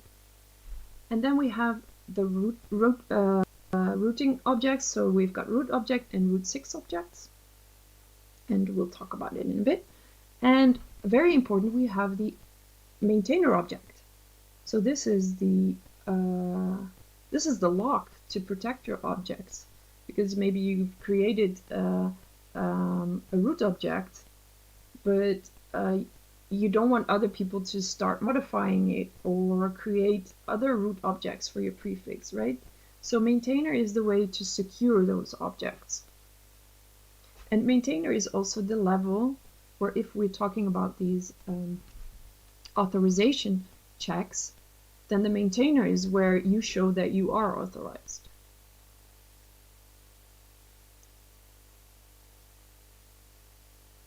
So the benefits of the IRR. So why would you check the IRR, right? If you are maybe peering with a network and you're wondering which roots to accept from them, you could check the IRR to see what root objects are in there, and you can base what you accept from them on this IRR database. You could set up the filtering for them. So you trust the IRR database to be reliable and up to date, and you set up your filtering that way. And as I said, some of the IRRs verify who's the rightful holder of IPs and ASNs. RIPE NCC is doing this, but keep in mind that not everybody is doing this. So there's also IRRs that you, if you're using them, you have to be aware of the level of verification they've done to be able to trust them. And then the other way, why? So that was why would you check the IRR, but why would you publish your routing policy in the IRR? I mean, if you don't, it would still work, right? Because this is a database, and what you're actually doing in BGP Live might still work. So why would you publish your routing policy? Well, basically, it's very simple. Many transit providers and IXPs and like your upstreams, they will require it. So because they take the responsibility, they build their filters based on this. So if it's not there, they will not be able to announce it, because they will check, is there a root object? If no, then I'm not going to announce it for you. And also, it's about taking responsibility. This contributes to routing security and stability. And you're being transparent about what you're doing, about your intentions. And also, if something goes wrong, it's much easier if you can find a contact person in a database. So these are the reasons why it is recommended to publish your routing policy in the IRR. So autonomous numbers objects are the ones that, special ones that are the ones that are in the RIPE database, and they have holdership information, contact information. And you can see this by in the org field. You can see org EE2-RIPE, and in the database that's clickable, it will point to a company and all the contact information. And then you see also the import-export lines. This is where you define your peers. You have admin C, tech C, so these are the contacts. If something's wrong, you can contact them. And the maintainers, so these are the locks. These are the people that, if you are authorized for this maintainer, you're allowed to make changes. For instance, maybe you started peering with someone else, and then you can update your import-export lines. Again, this is database, so it's not the same as what's happening live in BGP. If you start peering with someone else, it's best practice to update your import-export lines, but it will not have any effect on the actual routing itself.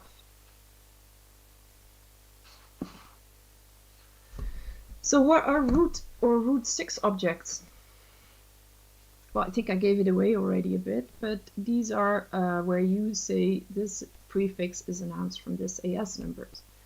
And this is used to create the BGP filters. So what you see also in this slide is you have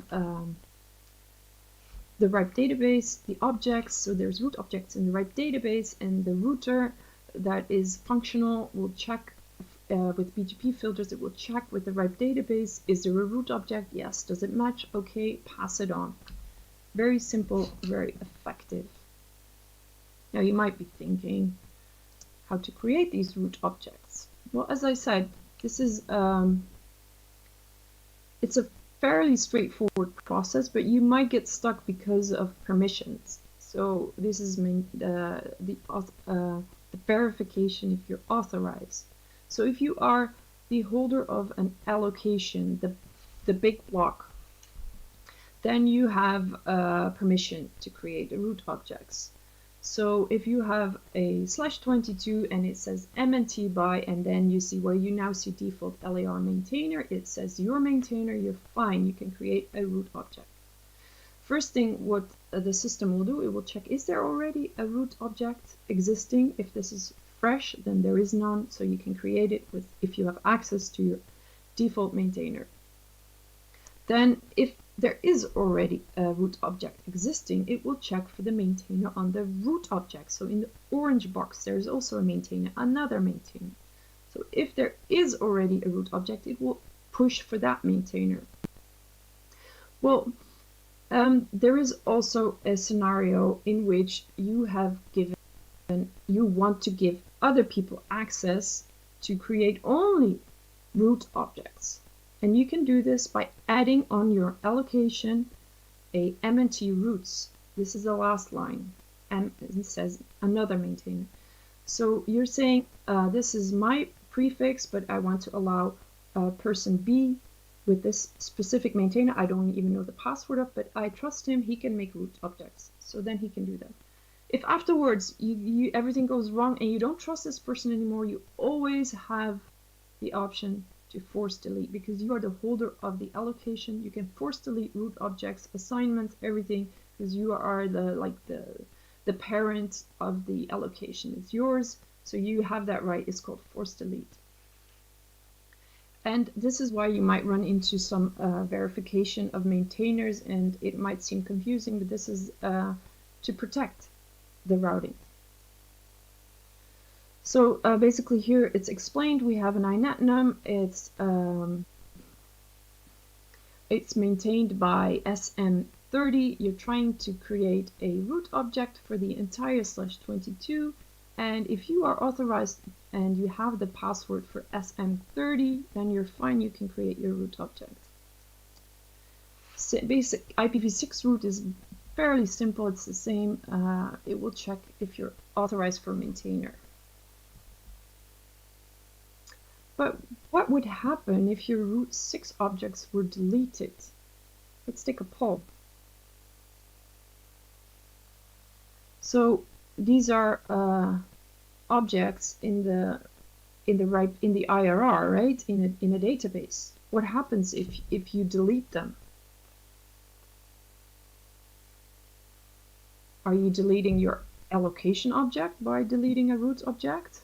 Or can you call the RIPE NCC and will they create new root objects for you? Or maybe nothing happens because it doesn't really affect the actual routing. Or these routes might be filtered in case your upstream provider is creating BGP filters. Let me see what you are answering right now. I can see 2 people voted for your upstream providers and their BGP filters. Exactly. So your routes might be filtered because you can say nothing because it doesn't really affect routing. In a way that is true, but the upstreams are applying these filters. They are living by this because it's so important. So it does probably affect the routing. So I have to speed up a little bit because I only have 6 minutes left. So AS sets, this is a way to, if you have, for instance, your downstream customers or your peers and you want to, your business is really growing and you need to organize a bit and you want to cluster them, so you can create AS sets and put all the members in there. For instance, customers all grouped together or your upstreams all grouped together, and then you can store that information in an AS set. And as a best practice, the syntax for that would be your own AS number and then colon, and then you can start typing, for instance, customers. It needs to, this way you secure it's a unique name, plus it will also check that you're the only one authorized to make this AS set because of the syntax. Your AS number is in there, so this is recommended. Then if you have a root object that applies, then you can have it applied to the AS set, and this will save you a lot of time. And then AS set is also like subgroups, so you can have an AS set, but inside there's another subset of ASs, and this can go on for a while. So let's take a poll. What are the limitations of the IRR system? We've touched upon them during the presentation already a bit, but maybe it is that the IRR is fully accurate. There are no limitations. You can still have that opinion. Or not all of the IRR databases mirror each other. Or maybe you didn't understand what an IRR is. Also very important, just let us know and then we explain again. Or maybe it is that some IRR data cannot be fully trusted. So the correct answer is that some IRR data cannot be fully trusted, and it's also true that not all IRR databases mirror each other. Great. So this is what we've talked about. Yeah, it cannot be fully trusted because some information in there is was at some point accurate, but it got outdated, and people forget to remove old root objects, or there might be mistakes in there. It's not maintained, and also not every IRR, not each RIR, RIPE NCC is an RIR, a regional internet registry has an IRR. So you might have regional internet registries that depend on commercial databases like ARIN, depending more on RIDP. But the key thing is that BGP people still heavily relies on trust and everybody telling the truth. So the filtering and these guidelines on how to work with this are very important. So I'm going to do a short demo and we're going to create a root 6 and AS objects.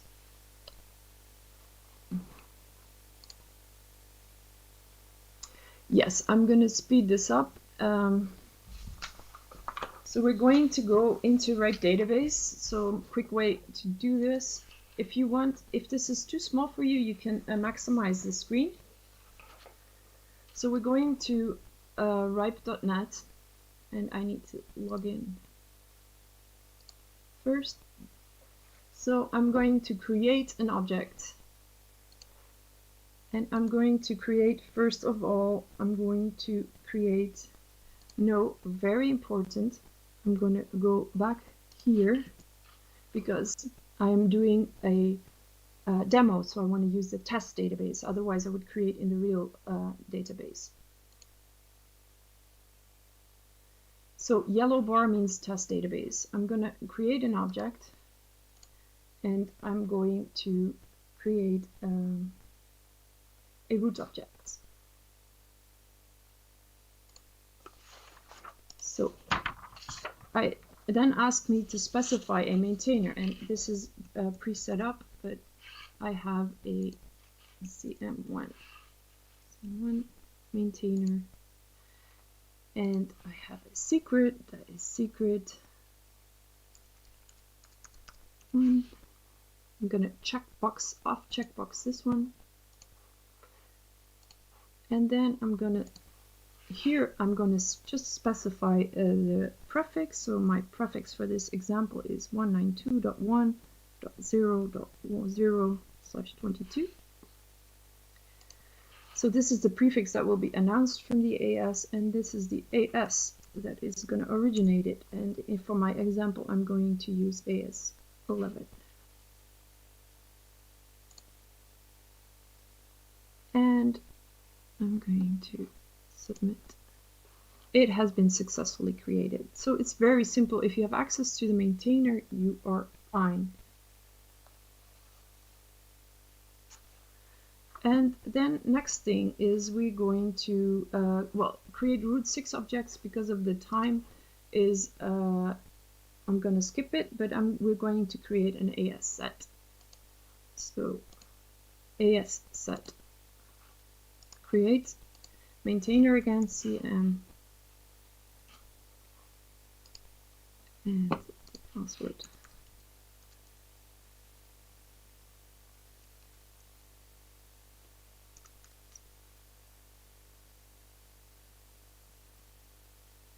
And uncheckbox this one.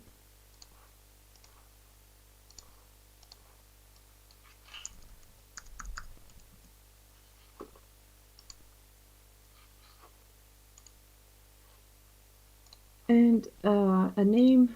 So if mine is AS111, I will use this syntax test customers. Taxi, I can use John Doe, my favorite. This is all test database, so we're basically just playing. So I can submit this. Oop. Test customers. Submit. You have to add AS dash to the front of the AS name. So AS111 double colon AS dash and then the name. Yes. Thanks, Gerardo. Perfect. But people, what did we do? We created an AS set, but we didn't put people in there, other peers. So we go back to modify, and then we can create, you just, from whatever field you do a plus, you need to pull up members. And then you can put your other colleagues in there. And if you want another one of the same, you use the down arrow, 1, 3, and so on. And then you submit, and you have just added the members. So this is the way we create. Go back to my Adobe. How do I go back? Go back to the keynote presentation. Yes, thank you, Gerardo. So this was the fastest demo I've ever done, and usually you could like play along with this, but I didn't want to take any more time off your break time. So it's 11:06. Any questions probably catched in the Q&A or in the chat. So I suggest we take a 5-minute break, and we will be back here. For us, it will be 11:12. So let's just say in 5 minutes for you, because to translate it. See you later.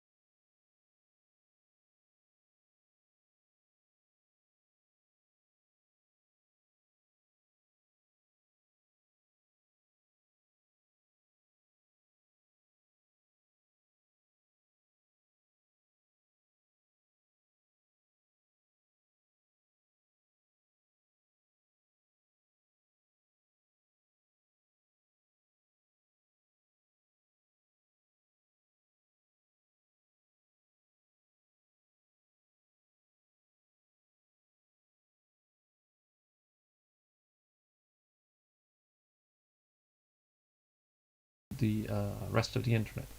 False routing information is propagated to the whole internet. Yes, that could also be a risk if you don't set up correct filtering. You need to change your AS number. No, that's not correct. You don't need to change your AS number if you don't apply BGP filters. That would be nonsense. And nothing happens. That is also incorrect. Something will happen, most probably, if you don't set up BGP filters correctly. So let's close the poll and continue to the next. So we want to set up filter. We want to either block what we don't want to get from our neighbors, but where do we get this information? What are our data sources? And to put that information into the router configuration, BGP filters, what you can do is take the information that is in the IRRs, in the Internet Routing Registry. So what other operators have said that you can expect to see in BGP from their network. You can also take the bogon list, and we'll talk about bogons in a second. These are lists of addresses or AS numbers that you shouldn't actually see on the internet. So you can take that information as well and put it into your configuration. And then you can take information from the peering DB. So check in the peering DB which ASs are peering with which others, so that you can also filter out on that information. So these are all data sources that are out there on the internet and freely available for you to use to configure your BGP filters. You can do also, for example, using the IRRs, you can use an AS set to look up recursively several root objects or root 6 objects, and use that to configure the BGP filters into your router. So the filtering principles are: 1. Filter as close to the edge as possible. So as close to the border of your network, that's where you should start filtering, at the entrance. Filter as precisely as possible. There's a lot of information out there of which networks are making which announcements. So you can take this information to create really very specific filters for your network. It's not all dark and vague. You can get that information and filter that really precisely. And then there's 2 different techniques that you can use. One of them is the explicit permit. So you permit anything that actually that you want to accept, and then deny anything else. Or the explicit deny. So deny anything and then permit anything. Actually deny everything that you know you should not accept, and then permit all the rest. So these are the 2 options that you can do. Permit what you know that you can permit and then deny the rest, or deny everything and then say what it is that you want to allow. So let's start with a poll again. Which routes should you filter in your BGP filter configuration?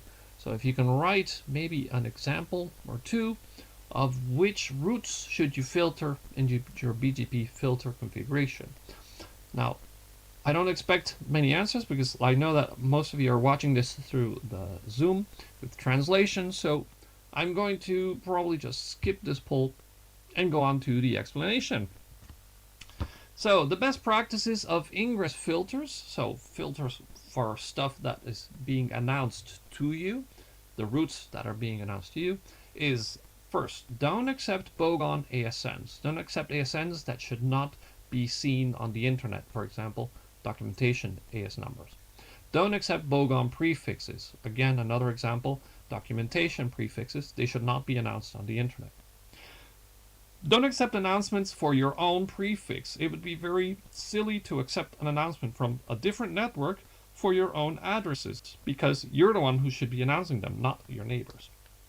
Don't accept the defaults from your upstream unless you requested it. So the default would mean any traffic for anywhere, it would go out that route. But unless you requested it, do not accept that announcement in BGP. Filter it out. Don't accept the prefixes that are too specific, so very, very small prefixes. That would be a problem. Don't accept if the AS path is too long, so if it's longer than a certain amount of AS numbers, you probably don't want that route in your table. And create the filters based on the Internet Routing Registry. So whatever has been already registered out there by network operators, that's what you can probably trust, because they are the holders of the address space and they have the authority to say, this is what you can expect in BGP from our network. So we were talking about bogons. I gave a couple of hints of what they are. And bogons are routes that you should not see in the routing table. For example, private address space, like the 192.168.00/ I think it's 16.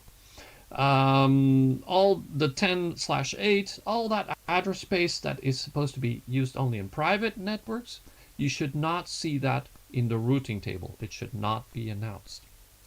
Then you have the non-allocated space. So that is the address space that has not been given out by an RIR yet.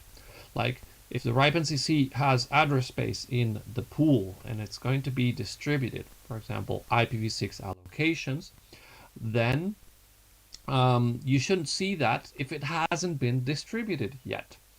Address space that hasn't been given out for use should not be seen in the routing table. And then we have all the reserved space, like the documentation addresses, the multicast, the blocks of IPv4 addresses that are reserved for future use. So those should not be seen in the routing table. Now, if you want the full list of the bogons, you can check on the Team Cymru. This is a strange Welsh name, so the Y is pronounced as a U and the U is pronounced as a Y. And they provide a list of all the bogons and it's updated all the time. So if you go to that link that you see there from Team Cymru, you can check the whole bogon list. These are the ASN bogons, so which AS numbers you should not see on the BGP routing table. For example, ASN 0, it's reserved. The 23456, it's also reserved for translation between 32 bits and 16-bit ASNs. Then you have all the numbers that are reserved for documentation and code, the ones that are reserved for private use, and the last 16 and 32-bit ASNs, and of course the whole block that is reserved for the IANA. All these AS numbers should never appear in your routing table. So for creating BGP prefix filters, we can use prefix lists or AS paths. Prefix lists are really easy to configure, but they're difficult to maintain. Every time you have a new prefix that you want to filter, you have to add it to the prefix list. The AS path, on the other hand, is quite easy to use and is actually very scalable because you filter on the path, the ASs that you don't want to see in the path or that you want to see in the path. So the prefix lists are lists of routes that you want to accept or that you want to announce. So it's just a list of prefixes inside a file that say I want to accept these blocks of address space, or I am going to announce these blocks of address space. You can create them manually or you can create them automatically by using a tool like, for example, the level 3 FilterGen BGPQ3, which is a command line tool that you say get all the routes for this AS number, and it can create a router configuration that you can just easily copy paste into your router config. And then pvol is another tool that can do similar things. So you can do this manually by your hand, or you can do it automatically using software tools and scripts.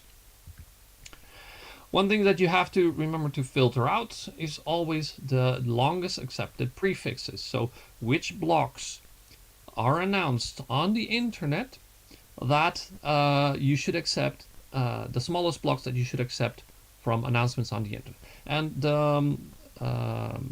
network operators have decided on these two smallest prefix sizes, which is the /24 in IPv4 and the /48 in IPv6. Anything, any block larger than the /24 or the /48 should probably be filtered out in your routing table. There are two examples we can see here. I'm going to try to see if I can use my arrow. This first line creates a prefix list to filter out any block from IPv4 that is longer than a /24. So a /25, /26, /27, anything smaller than a /24 will be filtered out. And here is another one which will filter out anything that's smaller than a /48. That comes from the 2000:/3 prefix, meaning the public IPv6 addresses. So anything that is smaller than a /48, a /56, for example, should not be permitted. And one thing that people say is, well, we ran out of IPv4, you know, people are starting to get smaller blocks. That is not a good reason to weaken your filters, because that means that the tiny prefixes /25, /26, /27s that are probably being distributed out there would make an entry into your table, and that's not the idea. Keep it at /24 and /48. Filtering the AS path, like we said, it's another way of filtering the roots, and that is checking the AS path and making sure that it has or doesn't have a certain AS number in it. It's widely used and highly scalable, and it's the same, we apply it the same way as with prefix listers. So in this example here, in the BGP router process 65564, we are announcing a 10.000/24. So we said we shouldn't announce a private space, but this is an example, so we're going to allow it. And then we have here the neighbor connection to our remote AS, and we have a filter list out and a filter list in, meaning that we're going to filter the prefixes that are going out of our network and the prefixes that are going into our network. So the first filter list, number 1, says here it's an AS path access list, and it permits 65564, meaning that any route that is being announced to outside the network will need to have this AS number in the AS path. If it doesn't, then it gets filtered out. So nobody from inside the network can try to make a different type of route announcement. And then this filter here, filter list, the number 2, permits 65563, meaning any route that is received to our network passes through the filter, and if it does not have this AS number in the AS path, it will be dropped. So this is one example of using the AS path for filtering routes. So let's take a poll and see if you remember. I think Anya mentioned this. What is URPF? What did this URPF mean? So let's see if we can get somebody to participate. And somebody says, I have no idea, but it's a valid answer. I'm going to see, somebody says Unified Routing Performance Flag. No, that's not it. Let's go up. It says Unicast Reverse Path Forwarding, and yes, that is actually the correct answer. It is Unicast Reverse Path Forwarding. And what is Unicast Reverse Path Forwarding? Well, it's a technique on the router that checks if there's an entry in the routing table before it accepts the packet and forwards it. So what happens is that the packet arrives, the router checks if there's an entry for that address inside the routing table, and if there's not, then it will drop it. So there's 2 modes for doing reverse path forwarding, and there's a loose and a strict. The strict RPF, reverse path forwarding, checks if the entry is in the routing table, so if the prefix for from which it's being sent, if it's in the routing table, and if the route points to the receiving interface. Meaning, if the route in the routing table says that interface 1, for example, is where that prefix should be, and the packet arrives from that interface, then that's good. If not, if it says a different interface, then it would drop the packet. The loose will only check if there's an entry in the routing table for that route. So if a packet arrives from a certain prefix, if that prefix is not in the routing table, then it will not be accepted. Now, if you want to have a really good idea of all the different practices, there is a really good document written by the IETF, and it's called the Best Current Practice 38, BCP 38. And it's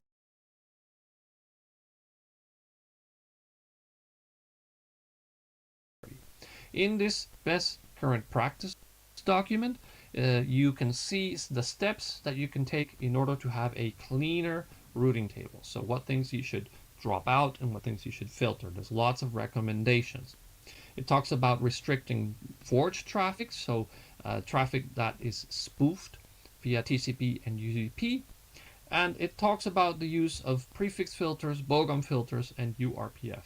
All these techniques that we just talked about. So if you haven't read it yet, this is the time. Go download it at this link that you can see here. Sasha has also posted the link in the chat, so you can click it there. But it's also really short, so you can also type it. Are there any questions for now?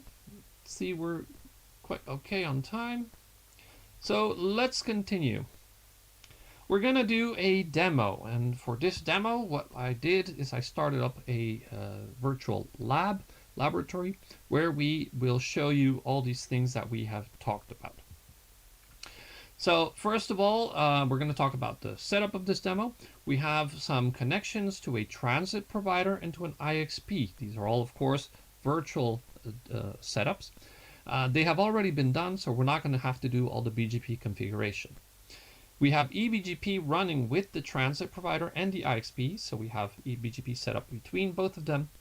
And what we have done on purpose is to have some smaller prefixes leaked into BGP. So some smaller prefixes like /26 or /64 and IPv6, those are being announced to the IXP and to our transit provider, and they're being passed on to our network. So what we need to do is to filter them out. That is the best practice. So, is this? Yes, there we go. This is the network diagram. We are only going to be concentrating on this part here to the right, so the router 1. Router 1 is going to be connected to the IXP and to the transit provider, and we're going to then filter all the routes that these two upstreams are providing to us. And that should protect the rest of our network here to the left. So the preparations on router 1 is first we're going to examine the routing table. We're going to check what is being received, what we have there, and we're going to check for the prefixes that are too specific. Here you can see the commands that you would use on a Cisco router to check that. So I'm going to click here on this little button, which sends me to the workbench. And as you can see, I have here my router and the network diagram. So first thing that we wanted to do is show IP BGP. And it says BGP is not active. Okay, how is that? I guess our router is not working correctly. Give me 1 second while I check what is happening here. Why my demo is not working. Oh, because I typed the wrong command. That also helps to type the right command. So let's go again. Show IP route BGP. It shows nothing. Show IP BGP. Let's do the IPv6 one. See if that is running. Show IPv6 route BGP. Now, and unfortunately, I don't have the lab working correctly, so I will have to skip this demo and go back to the slides. So what you would do then, and I'm just going to have to explain this, is show IP route BGP and show IP BGP to check the IPv4 routing tables. If we would have done that, we would see that there are smaller entries on the routing table. Same thing for the IPv6 routing table. Now notice here in IPv6 you do reverse than in the IPv4. So instead of doing show IP BGP, you would do show BGP IPv6. Now we would see that there are more specifics in our routing table, and so we would want to decide to filter those out. And what we would do then is create prefix lists where we would put in all the prefixes that we don't want to accept or to see. So we're going to create 4 prefix lists, one for each protocol and one for each connection. In this case, we have for the transit provider, we have trans in v4. So we're going to filter out anything from IPv4 that is longer than a /24. And we copy that same filter for the IXP. So we have two different prefix lists for IPv4, and we have the same for IPv6. Here we're calling them v4 on the name of the prefix list so that we know that it's for IPv4, and v6 for the one that is IPv6. And so here we are saying we're going to permit anything from the public IPv6 address space that is a /48 or larger. So a /56, for example, would not be permitted. And we do the same for the IXP. So this is very easy. And you would have to, of course, do the same thing depending on which platform you're using. So we are using Cisco, but if you're using Juniper, you would have to do the same in Juniper with whatever Juniper does. So we add incoming policy to the neighbors. So we would go into the BGP routing process. In this case, we call it 101. And then we have to go to each address family individually. So we apply the filters for IPv4 by applying it to the incoming routes. We use this command for each neighbor that we have connecting to the IXP or to the transit provider. These are the IP addresses. We apply the prefix list, and then in this case this is the transit provider, so we apply it to the incoming route. And for the two IXP connections, we apply it as well for the incoming routes. And we repeat the same step with IPv6. So this is the IPv6 address of the transit provider. We apply the prefix list to the incoming routes, and we do exactly the same for both of the IXP connections. So once we've applied these filters, we don't just sit down and wait. We have to, of course, refresh the whole BGP table.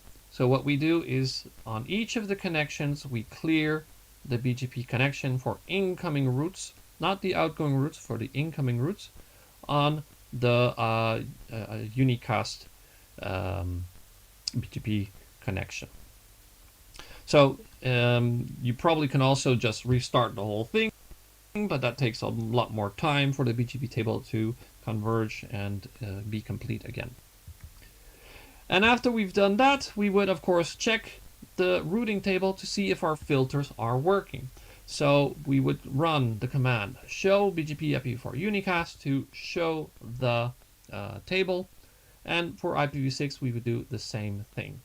So there we would be able to see the whole table, and if we wanted to check if there are any /25s or /64s, we could use, in the case of Cisco, the pipe character and include /25s and include /64s. So that way we would see if there are any /25s or /64s in the routing table. So this is what you would have seen if our labs would have been running correctly. In this case, we have no entries in the IPv4 unicast table or the IPv6 unicast table. And when we do the include, we see again that there would be no entries in the tables. But this is actually something that you can run on your own network really easily. Are there any questions up to now?